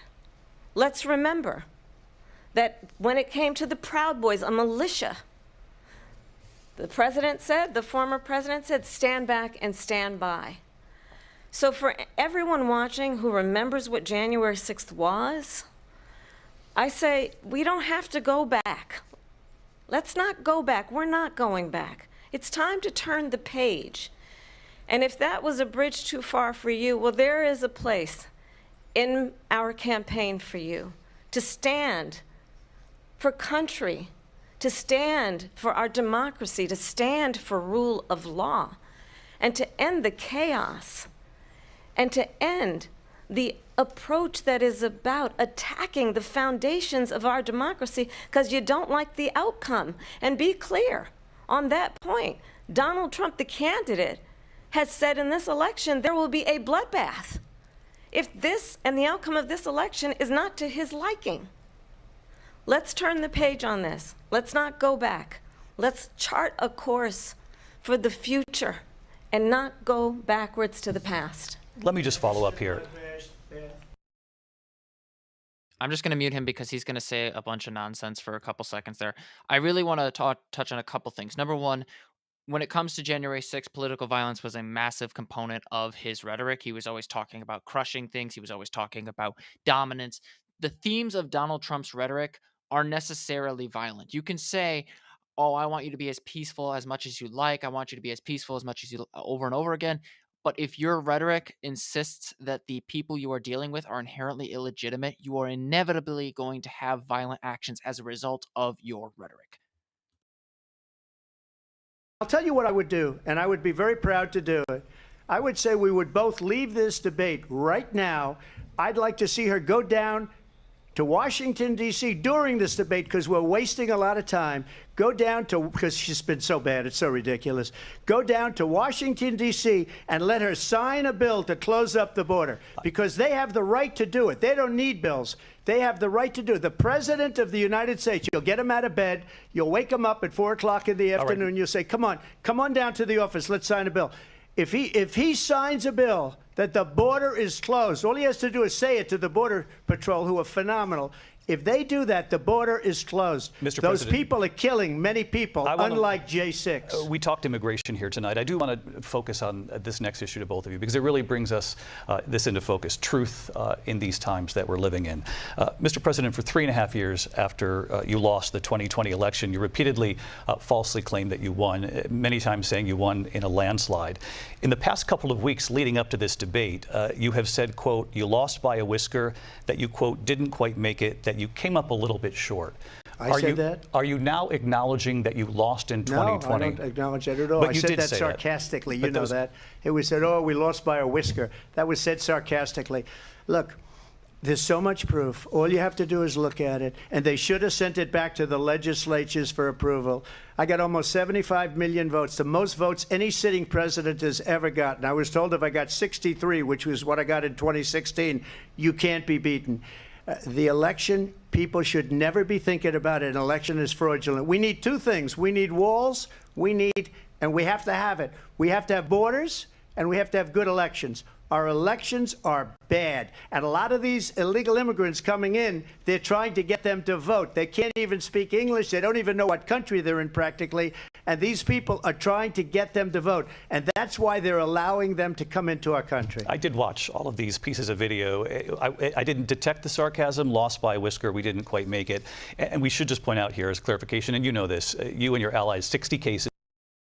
I'm just going to mute this real quick because Donald Trump consistently talks about language. He always wants to otherize people who are different from him, who he doesn't understand, and he doesn't want to talk about the ways in which you could actually solve the problem, which is to be humane, to provide a pathway to citizenship, to make it easier for people to come in legally in the first place. His agenda is ethno-nationalist, and that's plain to see right here. He has no solution. We have so many facts and statistics, but you know what? That doesn't matter because we have to solve the problem that we have right now. That's old news. And the problem that we have right now is we have a nation in decline, and they have put it into decline. We have a nation that is dying, David. Mr. President, thank you. Vice President Harris, you heard the president there tonight. He said he didn't say that he lost by a whisker. So he still believes he did not lose the election that was won by President Biden and yourself. But I do want to ask you about something that's come up in the last couple of days. This was a post from President Trump about this upcoming election just weeks away. He said, when I win, those people who cheated, and then he lists donors, voters, election officials, he says will be prosecuted to the fullest extent of the law, which will include long-term prison sentences.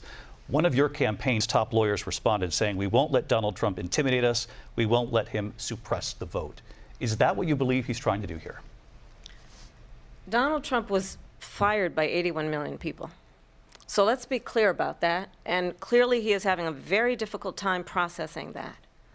But we cannot afford to have a president of the United States who attempts, as he did in the past, to upend the will of the voters in a free and fair election.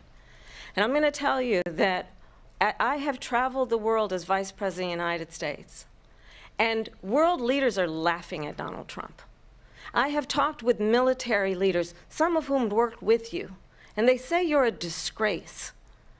And when you then talk in this way in a presidential debate and deny what over and over again are court cases you have lost because you did in fact lose that election, it leads one to believe that perhaps we do not have in the candidate to my right the temperament or the ability to not be confused about fact. That's deeply troubling, and the American people deserve better. I'll give you 1 minute to respond, Mr. President. Let me just say about world leaders.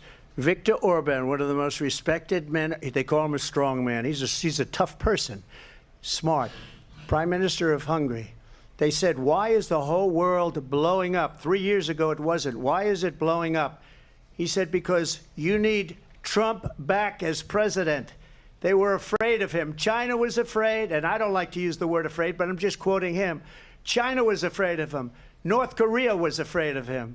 Look at what's going on with North Korea, by the way. He said Russia was afraid of him. I ended the Nord Stream 2 pipeline, and Biden put it back on day one, but he ended the XL pipeline.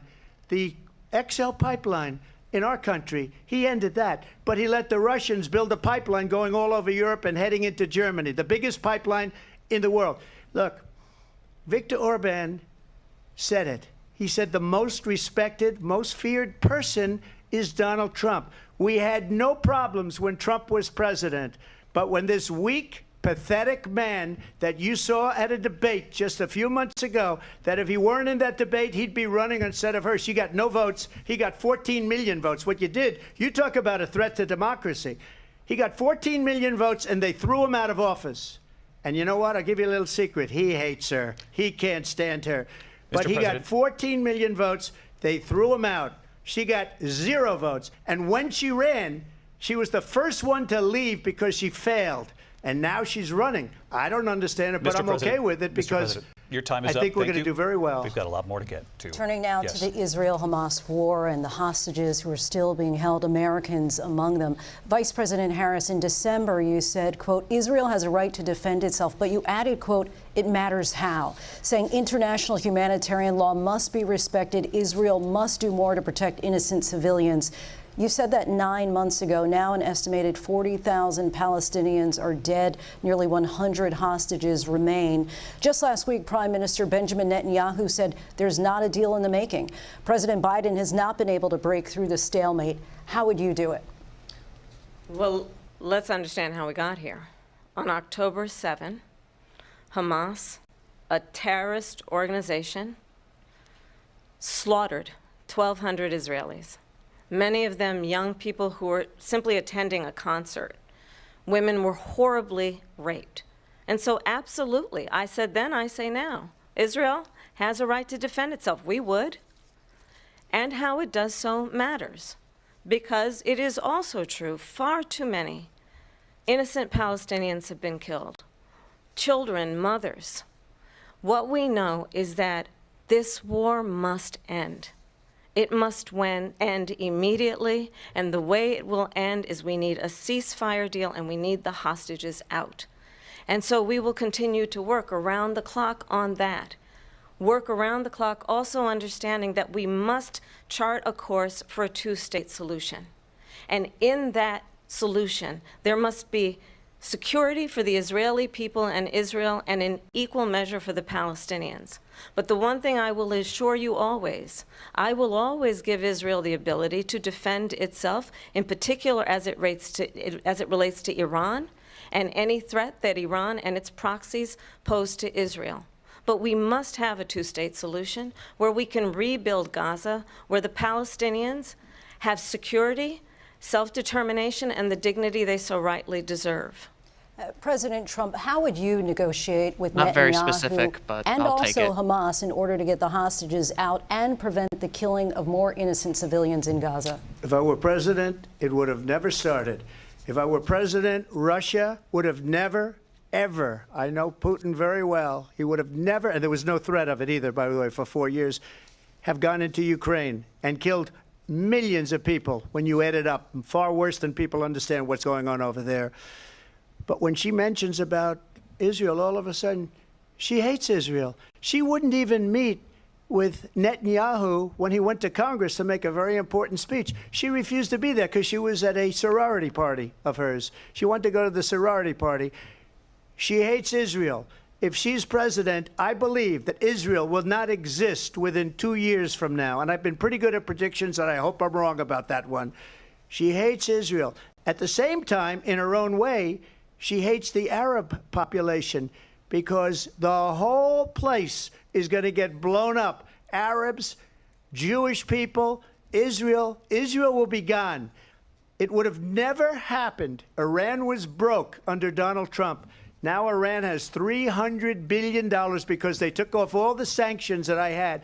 Iran had no money for Hamas or Hezbollah or any of the 28 different spheres of terror, and they are spheres of terror, horrible terror. They had no money. It was a big story, and you know it. You covered it very well, actually. They had no money for terror. They were broke. Now they're a rich nation, and now what they're doing is they're spreading that money around. Look at what's happening with the Houthis and Yemen. Look at what's going on in the Middle East. This would have never happened. I will get that settled and fast, and I'll get the war with Ukraine and Russia ended. If I'm president-elect, I'll get it done before even becoming president. Vice President Harris, he says you hate Israel. That's absolutely not true. I have my entire career and life supported Israel and the Israeli people. He knows that. He's trying to, again, divide and distract from the reality, which is it is very well known that Donald Trump is weak and wrong on national security and foreign policy. It is well known that he admires dictators wants to be a dictator on day one, according to himself. It is well known that he said of Putin that he can do whatever the hell he wants and go into Ukraine. It is well known that he said when Russia went into Ukraine, it was brilliant. It is well known he exchanged love letters with Kim Jong-un.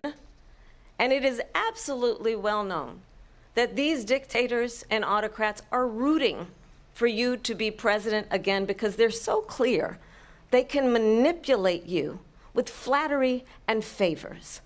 And that is why so many military leaders who you have worked with have told me you are a disgrace. That is why we understand that we have to have a president who is not consistently weak and wrong on national security, including the importance of upholding and respecting in highest regard our military. Vice President Harris, thank you. They're the ones, and she's the one that caused it. That's weak on national security by allowing every nation last month for the year, 168 different countries sending people into our country. Their crime rates are way down. Putin endorsed her last week, said, I hope she wins. And I think he meant it, because what he's gotten away with is absolutely incredible. It wouldn't have happened with me. The leaders of other countries think that they're weak and incompetent, and they are. They're grossly incompetent. And I just ask one question. Why does Biden go in and kill the Keystone Pipeline and approve the single biggest deal that Russia's ever made, Nord Stream 2, the biggest pipeline anywhere in the world going to Germany and all over Europe? Because they're weak and they're ineffective. And Biden, by the way, President gets paid Trump, a lot of money. Thank you. We have a lot of issues to get to. We'll be right back with much more of this historic ABC News presidential debate from the National Constitution Center right here in Philadelphia. Back in a moment. Alrighty. Aside from some technical difficulties on my end, that is the debate so far. I've taken a little bit of notes here and there. I apologize for the occasional interruption and just the rough start overall, since this is the first time I've done a live reaction like this. However, I do think, first of all, this has exceeded my expectations. I guess I've kind of had a bit of pessimism towards how I've handled these debates, especially with the disaster that was the Joe Biden versus Donald Trump debate in the last couple months. If you want to see my video, it'll be actually linked in the description of this version once this video is out on YouTube in the non-live version. So a couple points. So firstly, I'm not too worried that this will help Donald Trump in any way, shape, or form. There's only about a couple more minutes left in the debate. I think there's another like 30 or 20 minutes or so for this debate. And thus far, he has not hit on a lot of issues. A lot of it is grievances. He's not very specific. And like I said earlier in the prep for the stream, there's just a lot of rambling, a lack of honesty, and just a lack of directness here. He's also tried to hit on immigration, although Kamala Harris, I think, shut that down very quickly from the very beginning, which I recommended she would do at the beginning of the stream. So I'm very happy to see that she's made the point that Donald Trump it basically doesn't actually care about improving the immigration system or making it easier or safer for anybody involved, whether it's people born in the United States or people coming into the United States. Plain and simple. Donald Trump does not care. She has had some stutters, and I think the Israel stuff is probably going to hurt her a little bit, just because there is still a subsection of the left that is very, very frustrated, understandably, with the humanitarian crisis that is the Israel-Hamas war. However, I do think the way she handled it in pointing out that Palestinians have an inherent right to dignity and how Israel conducts its wars does matter. It does not matter how angry a country is. They are still required to uphold international law, period. I also like that she made the point that whether or not Donald Trump likes it, he is not actually as strong as he thinks he is. Him constantly shouting about Viktor Orban was, I think, completely and utterly unacceptable. Anybody who is promoting the dictator from Hungary is just showing how they don't actually know what they're talking about, or they're just really interested in promoting extremism and authoritarianism, which is Donald Trump's go-to. The other thing I wanted to bring up is that the fracking issue. Many of you know I interviewed Qasim Rashid, who challenged Bill Foster in the 11th Congressional District, and one of the issues that was really important was their disagreement on fracking. fracking is a disaster. I think one of the things that I really have a problem with Harris's position, I know why she's taken it, because she needs to appeal to as many voters as humanly possible, is she has changed to approach fracking with a little more sympathy than she previously has. So I do think she should have given a little bit more of an explanation as to why she thinks that that's necessary, but she evaded the issue to the point where I don't think it's going to cause any particular issues for her in Pennsylvania unless something else happens. As for the pandemic, I don't think we need to revisit this too much, but when Trump left office, nearly 500,000 Americans were dead. He repeatedly denigrated people like Dr. Anthony Fauci. He repeatedly opposed mandatory vaccination, despite promoting the vaccine initially when he thought he could take credit for it. Donald Trump's response to COVID was completely and utterly an unmitigated failure. As for the issue of bacon and cereal, anybody who has ever seen me have breakfast at any point knows I like bacon. The price of goods has gone up, but it's not like people can't buy bacon or have cereal. It's just harder. And realistically, inflation is on the decline. I might actually do a more long form discussion about that on my website to talk about how inflation has actually improved significantly from where it was when Biden came into office and in the early days of his presidency. As for the issue of bills, straight up, Donald Trump does not understand the Constitution. When he was talking about immigration, he was talking about it from the perspective of not needing bills. Anybody who has watched Schoolhouse Rock civics understands that you need to have a bill for something to become a law. Period. It's the basic song, I'm just a bill, I'm just a bill, I'm sitting on Capitol Hill. Anybody who has ever paid attention in elementary school knows how this works. Thus far, I am not impressed at all with Donald Trump's performance. I don't think it's a blowout, but he's definitely not doing well. And we'll get right back to the debate. Into this conflict. Mr. President, it has been the position of the Biden administration that we must defend Ukraine from Russia, from Vladimir Putin, to defend their sovereignty, their democracy, that it's in America's best interest to do so, arguing that if Putin wins, he may be emboldened to move even further into other countries. You have said you would solve this war in 24 hours. You said so just before the break tonight. How exactly would you do that? And I want to ask you a very simple question tonight. Do you want Ukraine to win this war? I want the war to stop. I want to save lives that are being people being killed by the millions. It's the millions. It's so much worse than the numbers that you're getting, which are fake numbers. Look, we're in for 250 billion or more because they don't ask Europe, which is a much bigger beneficiary to getting this thing done than we are. They're in for $150 billion less because Biden and you don't have the courage to ask Europe like I did with NATO. They paid billions and billions, hundreds of billions of dollars when I said, either you pay up or we're not going to protect you anymore. So that's maybe one of the reasons they don't like me as much as they like weak people. But you take a look at what's happening. We're in for 250 to 275 billion.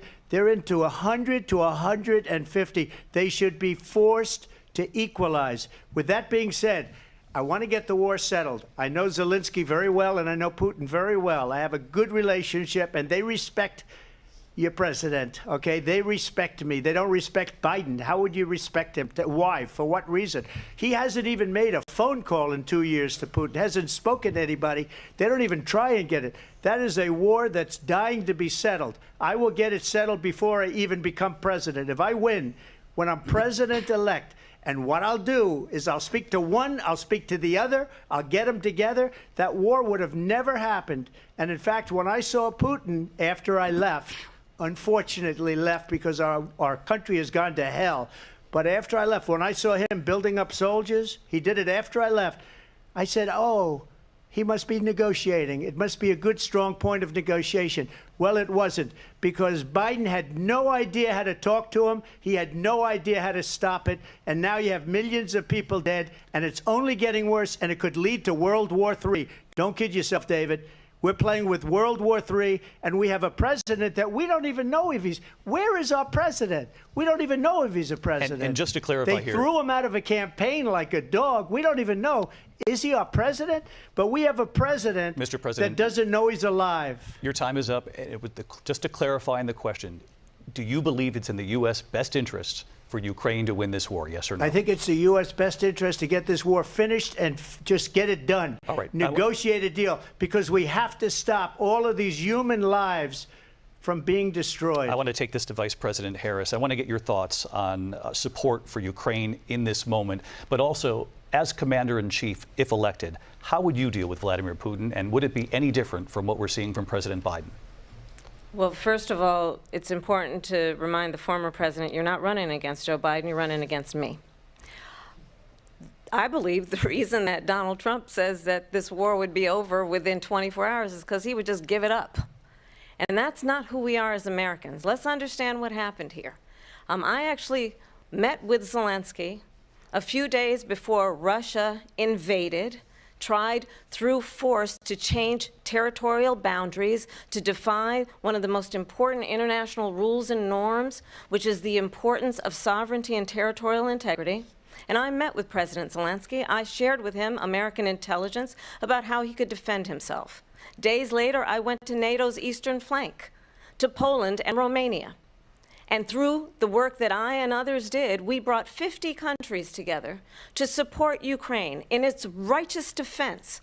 And because of our support, because of the air defense, the ammunition, the artillery, the javelins, the Abrams tanks that we have provided, Ukraine stands as an independent and free country. If Donald Trump were president, Putin would be sitting in Kyiv right now. And understand what that would mean, because Putin's agenda is not just about Ukraine. Understand why the European allies and our NATO allies are so thankful that you are no longer president, and that we understand the importance of the greatest military alliance the world has ever known, which is NATO, and what we have done to preserve the ability of Zelensky and the Ukrainians to fight for their independence. Otherwise, Putin would be sitting in Kyiv with his eyes on the rest of Europe, starting with Poland. And why don't you tell the 800,000 Polish Americans right here in Pennsylvania how quickly you would give up for the sake of favor and what you think is a friendship with what is known to be a dictator who would eat you for lunch. Vice President Harris, thank you. We've heard from both of you on Ukraine tonight. She's scolding him like came hell. Up in the last hour. I wanted her to respond to something you said earlier, and please, I'll give you a minute here. Putin would be sitting in Moscow, and he wouldn't have lost 300,000 men and women, but he would have been sitting in Moscow. Quiet, please. He would have been sitting in Moscow, much happier than he is right now. But eventually, you know, he's got a thing that other people don't have. He's got nuclear weapons. They don't ever talk about that. He's got nuclear weapons. Nobody ever thinks about that. And eventually, maybe he'll use them, and maybe he hasn't been that threatening, but he does have that. Something we don't even like to talk about. Nobody likes to talk about it.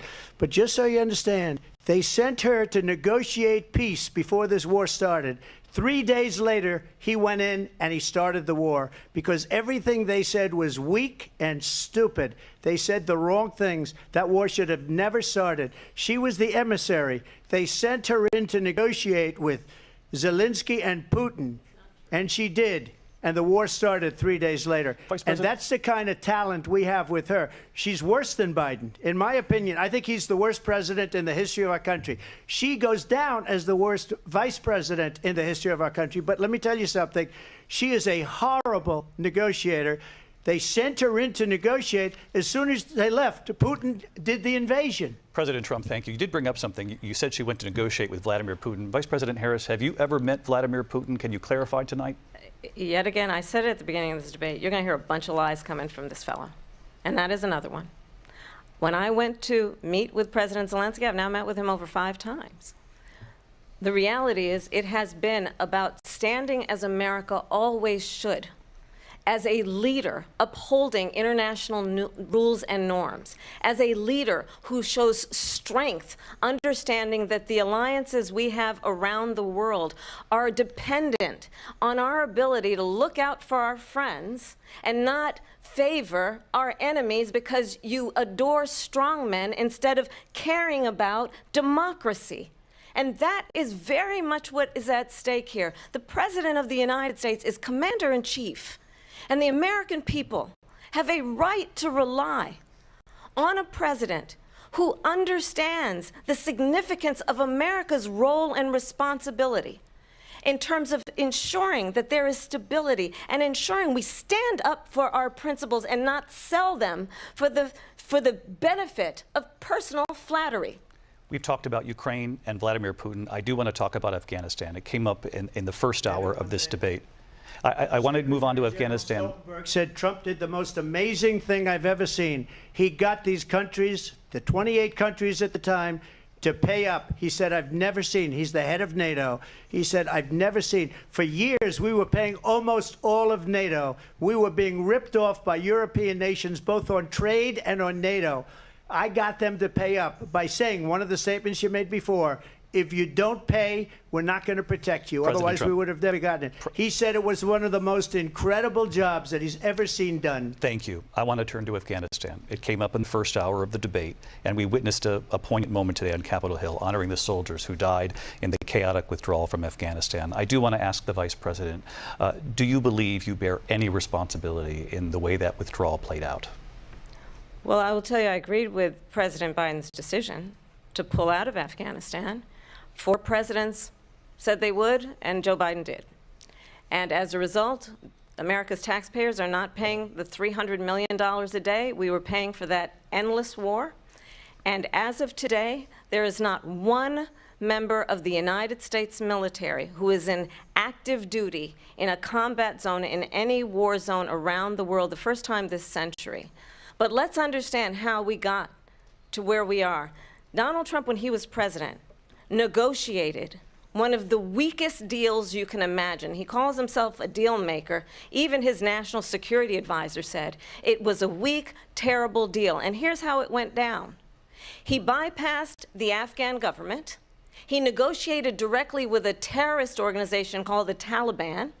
The negotiation involved the Taliban getting 5,000 Taliban terrorists released. And get this, and the president at the time invited the Taliban to Camp David, a place of storied significance for us as Americans, a place where we honor the importance of American diplomacy, where we invite and receive respected world leaders.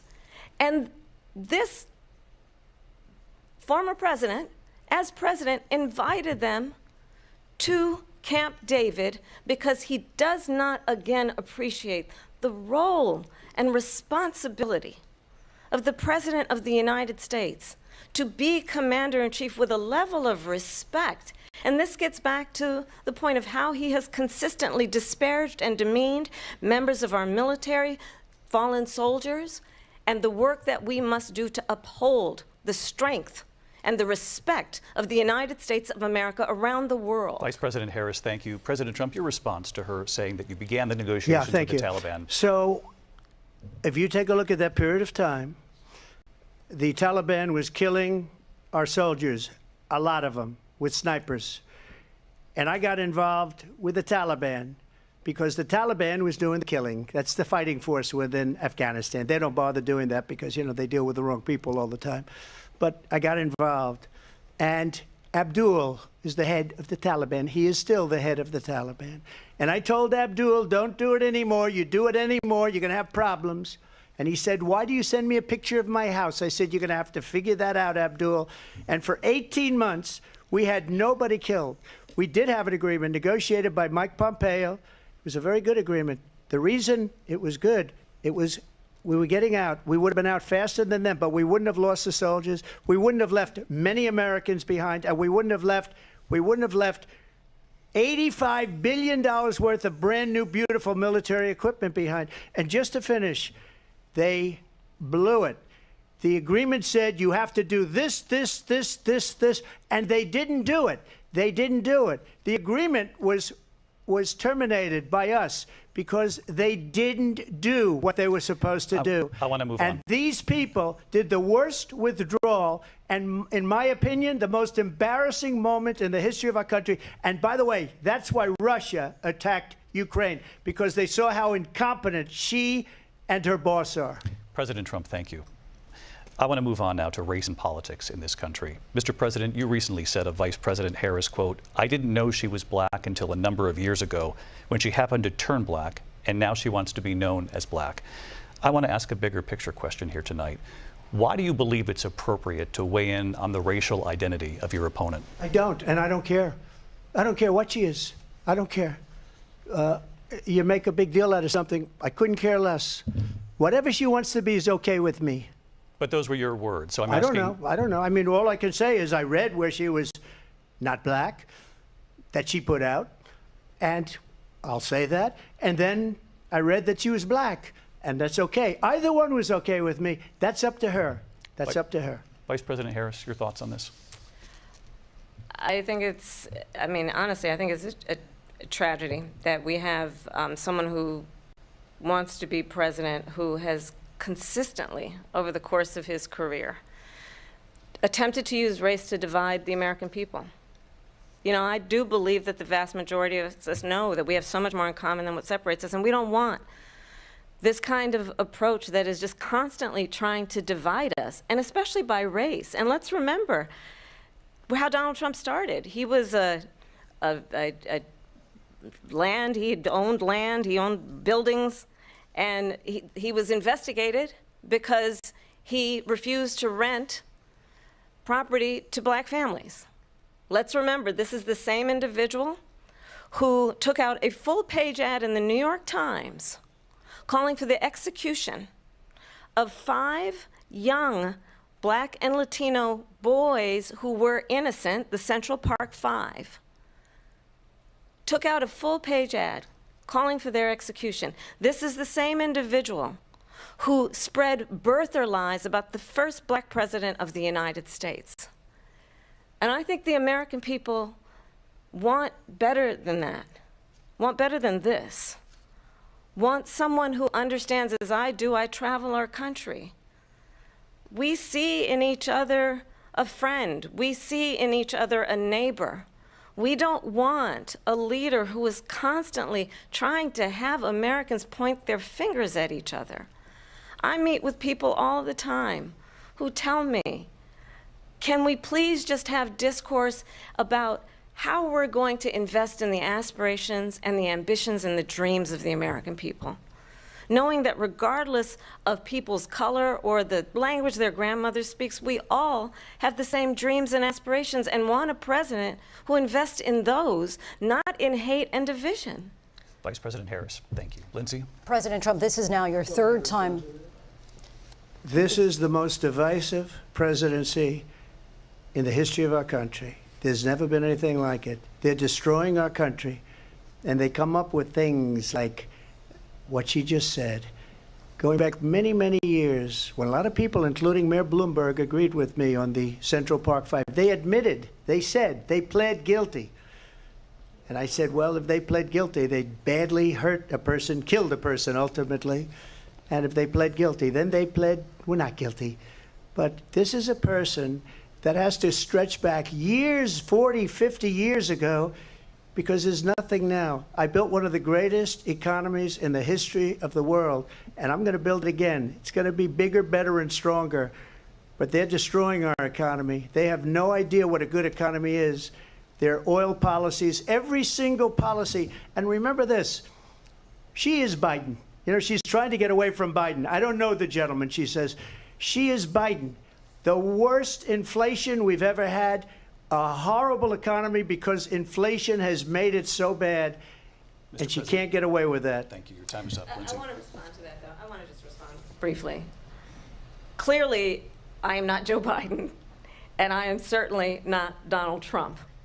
And what I do offer is a new generation of leadership for our country, one who believes in what is possible, one who brings a sense of optimism about what we can do instead of always disparaging the American people. I believe in what we can do to strengthen our small businesses, which is why I have a plan. Let's talk about our plans and let's compare the plans. I have a plan to give startup businesses $50,000 tax deduction, to pursue their ambitions, their innovation, their ideas, their hard work. I have a plan, $6,000 for young families for the first year of your child's life, to help you in that most critical stage of your child's development. I have a plan that is about allowing people to be able to pursue what has been fleeting in terms of the American dream by offering a help with down payment of $25,000 down payment assistance for first-time home buyers.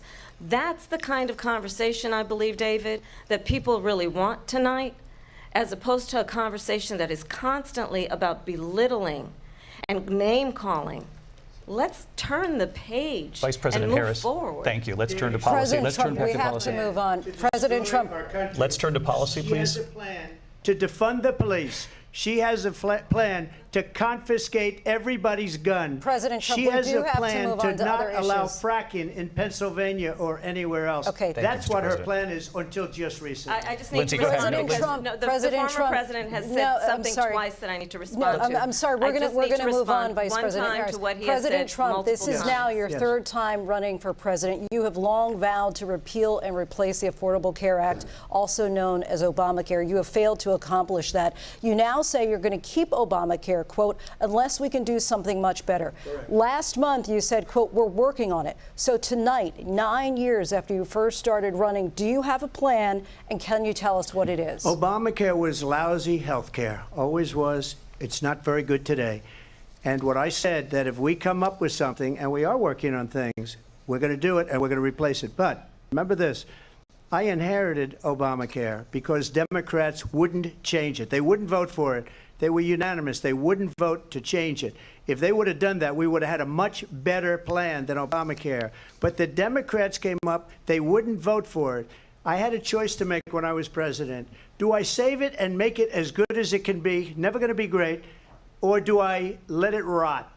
And I felt I had an obligation, even though politically it would have been good to just let it rot and let it go away. I decided, and I told my people, the top people, and they're very good people. I have a lot of good people in that administration. We read about the bad ones. We had some real bad ones, too, and so do they. They have really bad ones. The difference is they don't get rid of them. But let me just explain. I had a choice to make. Do I save it and make it as good as it can be, or do I let it rot? And I saved it. I did the right thing. But it's still never going to be great, and it's too expensive for people. And what we will do is we're looking at different plans. If we can come up with a plan that's going to cost our people, our population, less money and be better health care than Obamacare, then I would absolutely do it. But until then, I'd run it as good as it can be run. So just a yes or no, you still do not have a plan? I have concepts of a plan. I'm not president right now.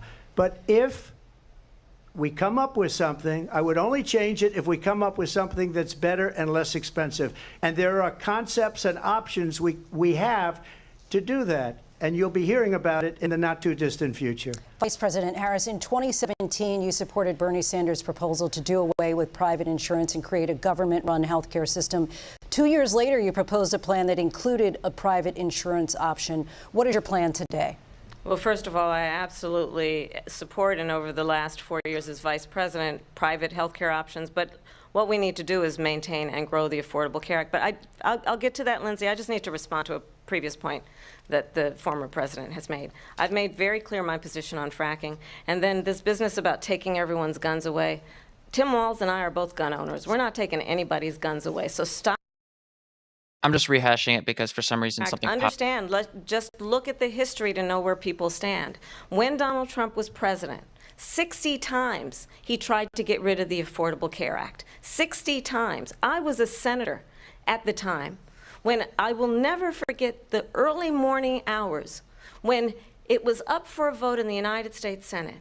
And the late, great John McCain, who you have disparaged, as being, you don't like him, you said, at the time because he got caught. He was an American hero. The late, great John McCain, I will never forget that night, walked onto the Senate floor and said, no, you don't. No, you don't. No, you don't get rid of the Affordable Care Act. You have no plan. And what the Affordable Care Act has done is eliminate the ability of insurance companies to deny people with pre-existing conditions. I don't have to tell the people watching tonight, you remember what that was like? Remember when an insurance company could deny if a child had asthma, if someone was a breast cancer survivor, if a grandparent had diabetes? And thankfully, as I've been vice president, and we over the last 4 years have strengthened the Affordable Care Act, we have allowed for the first time Medicare to negotiate drug prices on behalf of you, the American people. Donald Trump said he was going to allow Medicare to negotiate drug prices. He never did. We did. And now we have capped the cost of insulin at $35 a month. Since I've been vice president, we have capped the cost of prescription medication for seniors at $2,000 a year. And when I am president, we will do that for all people, understanding that the value I bring to this is that access to health care should be a right and not just a privilege of those who can afford it. And the plan has to be to strengthen the Affordable Care Act, not get rid of it, Vice President Harris, in terms of where Donald Trump stands on that. I want to move to an issue that's important for a lot of... She made a mistake. Number one, John McCain fought Obamacare for 10 years. But it wasn't only him. It were all of the Democrats that kept it going. And you know what? We can do much better than Obamacare, much less money. But she won't improve private insurance for people, private medical insurance. That's another thing she doesn't want to give. People are paying privately for insurance that have worked hard and made money, and they want to have private. She wants everybody to be on government insurance where you wait 6 months for an operation that you need immediately. President Trump, thank you. We have another issue that we'd like to get to that's important for a number of Americans, in particular younger voters, and that's climate change. President Trump, with regard to the environment, you say that we have to have clean air and clean water. Vice President Harris, you call climate change an existential threat. The question to you both tonight is, what would you do to fight climate change? And Vice President Harris, we'll start with you. 1 minute for you each. Well, the former president had said that climate change is a hoax. And what we know is that it is very real. You ask anyone who lives in a state who has experienced these extreme weather occurrences, who now is either being denied home insurance or it's being jacked up. You ask anybody who has been the victim of what that means in terms of losing their home, having nowhere to go. We know that we can actually deal with this issue. The young people of America care deeply about this issue. And I am proud that as vice president over the last 4 years, we have invested $1 trillion in a clean energy economy, while we have also increased domestic gas production to historic levels. We have created over 800,000 new manufacturing jobs while I have been vice president. We have invested in clean energy to the point that we are opening up factories around the world. Donald Trump said he was going to create manufacturing jobs. He lost manufacturing jobs.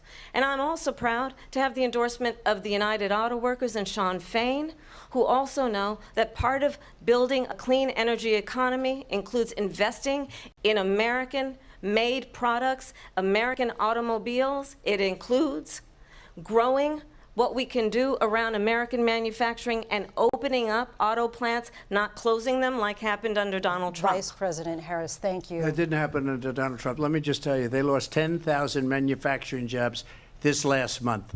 It's going, they're all leaving. They're building big auto plants in Mexico, in many cases owned by China. They're building these massive plants, and they think they're going to sell their cars into the United States because of these people. What they have given to China is unbelievable. But we're not going to let that. We'll put tariffs on those cars so they can't come into our country, because they will kill the United Auto Workers and any auto worker, whether it's in Detroit or South Carolina or any other place. What they've done to business and manufacturing in this country is horrible.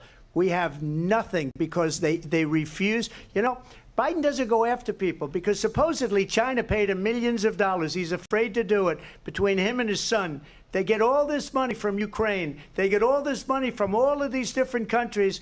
And then you wonder, why is he so loyal to this one, that one, Ukraine, China?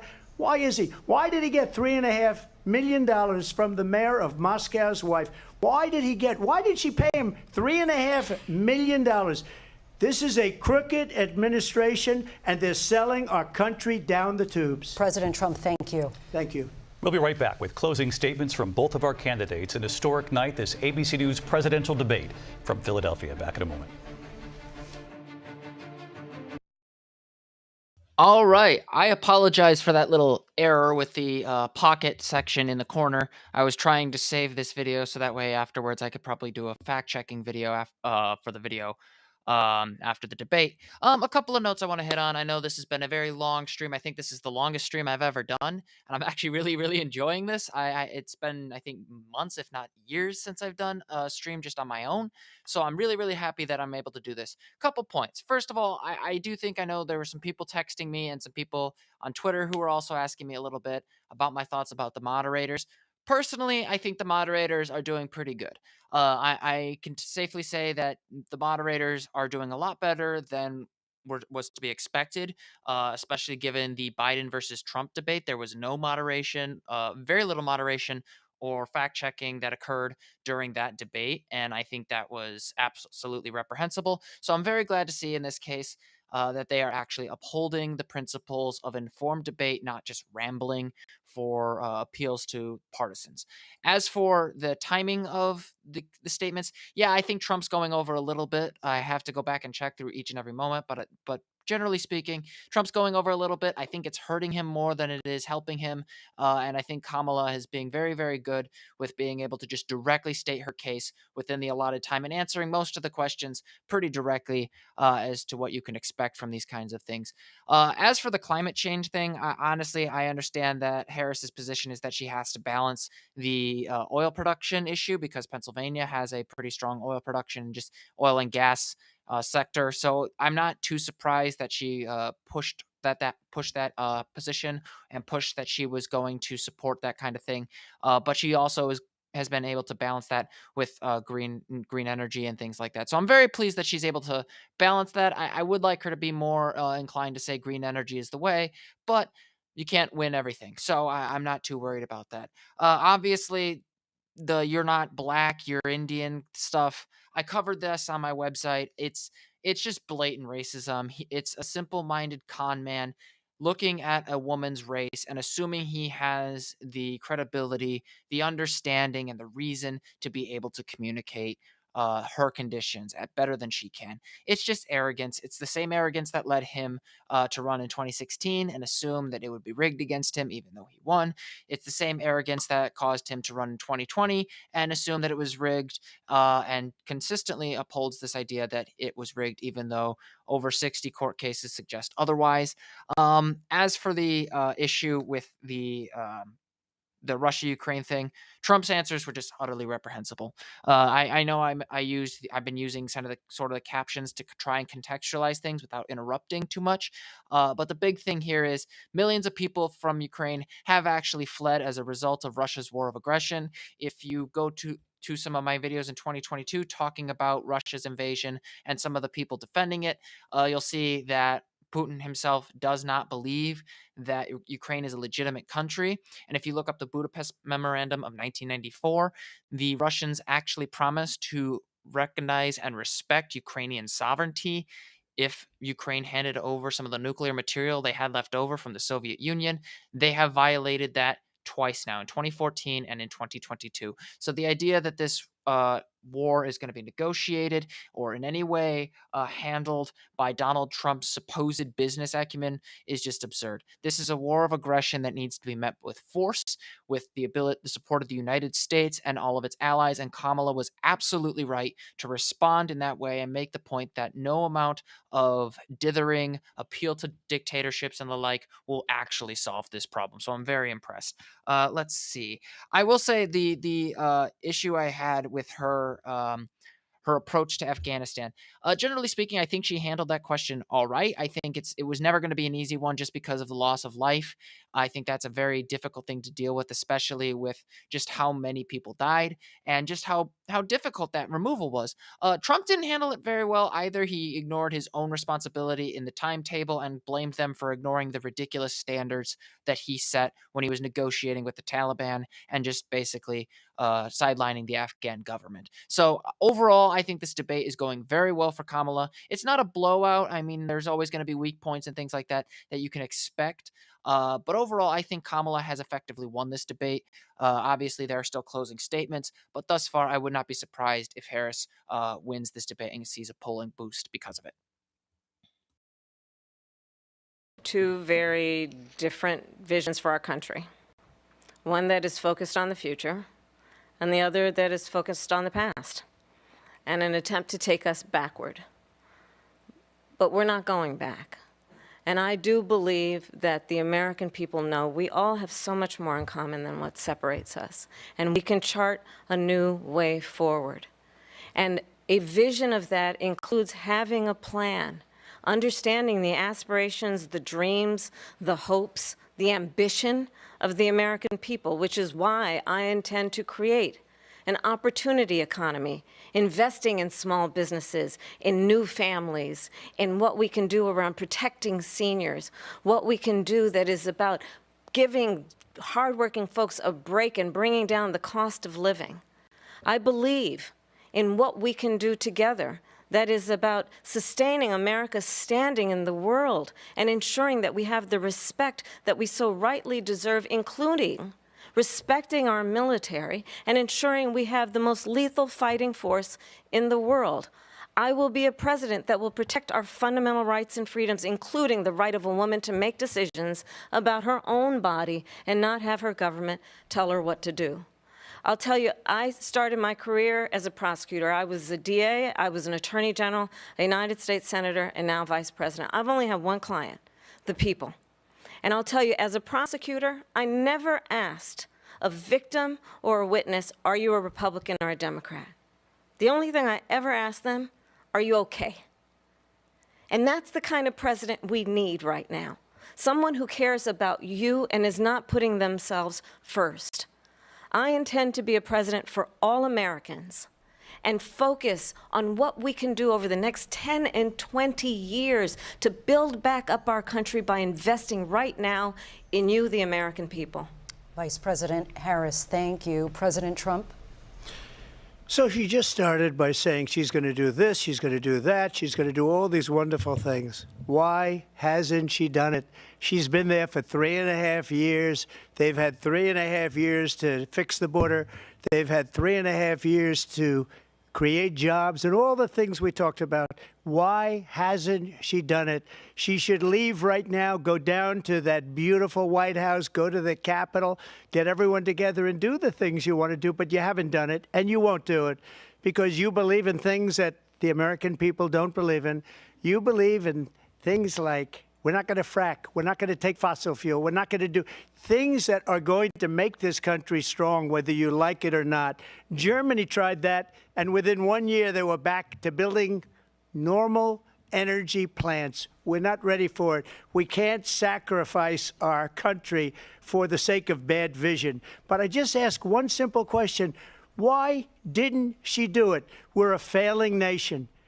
We're a nation that's in serious decline. We're being laughed at all over the world. All over the world, they're laughed. I know the leaders very well. They're coming to see me. They call me.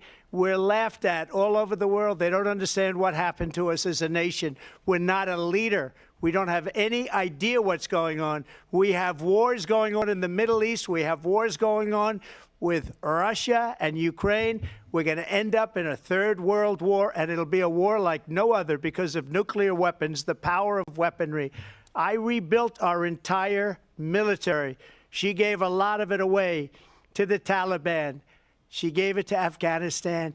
What these people have done to our country, and maybe toughest of all, is allowing millions of people to come into our country. Many of them are criminals, and they're destroying our country.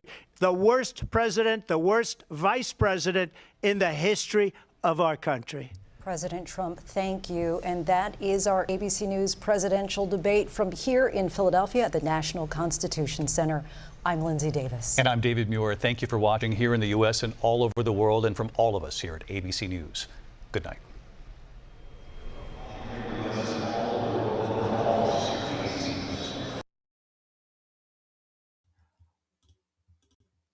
Alrighty, that was the debate. Okay, so aside from some technical difficulties, again, it happens. I'm very pleased with that performance. I'll admit I was a little nervous, a little bit of a, I don't want to say PTSD from the Biden versus Trump debate, but I was a little nervous with that memory in mind. I First of all, I know I've made it apparent throughout this debate that this has been a much more impressive showing by Kamala Harris. For those who don't know, I actually met her when I was working in the Iowa caucus, and at the time, while I did think she was a great stateswoman, I think she was a very well-rounded person. I didn't think she wasn't necessarily the strongest electorally. That calculus has obviously changed. I Just based on her polling when she first announced her bid for the presidency, and now her first and possibly only debate against former President Donald Trump, she has shown a much stronger perspective. And I would not be surprised if somebody went with a headline that said something to the effect of Kamala has a plan. She kept repeating this over and over again. I have a plan. And the fact of the matter is, Donald Trump really didn't have one. There were a couple, verbal stumbles, a couple moments where she got a little pinned down on some of the issues that she was a little weaker on, particularly in immigration. She didn't give quite an explanation why the Biden administration and her took so long to respond to certain immigration policies. But I think she made a very good point not to buy into Trump's anti-immigrant hatred and tried to prove herself as being as bigoted as him, or playing into his anti-immigrant, anti-black and brown narrative.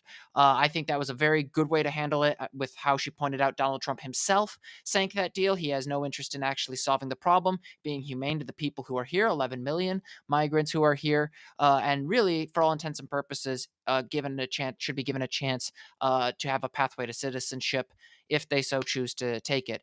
But that's just my opinion, obviously not necessarily the position of the Harris campaign. The other thing I will say is, yes, the moderation had a little bit of a problem with containing Trump. I know I said earlier that I thought that Harris did not get as much of a fair shake in terms of the timing. Trump was allowed to ramble a little bit more, but being too harsh on Trump can sometimes give this impression that he is being held to a higher standard than Harris is. And I think with how partisan the Trump supporters and reactionary they are, I think it was very wise of the moderators at ABC to respond with that kind of, not necessarily easing off on the reins, but not having to pull on them too much. Just keeping it a little balanced. Overall, I look forward to seeing where the polls are going to go. I do want to show you where my election map has changed a little bit. Initially, I was being a little more pessimistic and focusing only on Michigan, Wisconsin, and Pennsylvania. So I'm just going to show you that real quick, and then we will wrap this up. So we're going right back. Oh, not that one.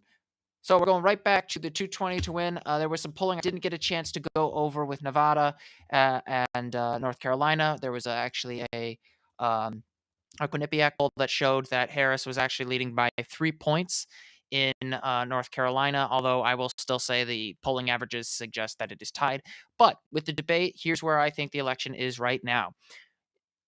Elect in Michigan, Wisconsin, and Pennsylvania, I will safely say that those are lean Democratic states. I won't say that they're likely Democratic states because, again, there are polling errors, and we have seen over exaggerations in previous elections, such as 2016, 2020, and 2022.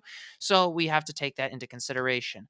Nevada, there was some polling that I saw, and I don't have the full amount of time to go into it as much, that suggested that Harris has a slight lead there. And I wouldn't be surprised with her debate performance tonight that if she were to see a polling boost, that would actually put her at least a point or two above Donald Trump. Again, this is all tentative. This could change. There are still 56, 55 days out from the election, and there are so many different stories that could come out, and Harris could make mistakes. But overall, I think Kamala Harris made the right decision in how she handled this debate. She handled it very well. The people who were advising her hit all the right points. I think that overall, Kamala Harris has won this debate. Let me just stop sharing screen. To complete this, I just got to say, first of all, thank you all for watching. I really appreciate it. If you guys want to see more in-depth pieces before I release videos, you can check them out again at theprogressiveamerican.com. That's theprogressiveamerican.com. You can find it in the links in the bio on this channel. You can expect some more coverage about this debate because, quite frankly, this was a very good showing for Democrats. I think the momentum that Harris needed to reinvigorate after the DNC and the momentum that she needed to continue all the way to November, it could possibly come from this debate. Obviously, this debate isn't going to just decide it outright. There's always multiple factors. But if anybody were to make a final conclusion about how I see this debate, it's that Kamala Harris has a plan and Donald Trump doesn't.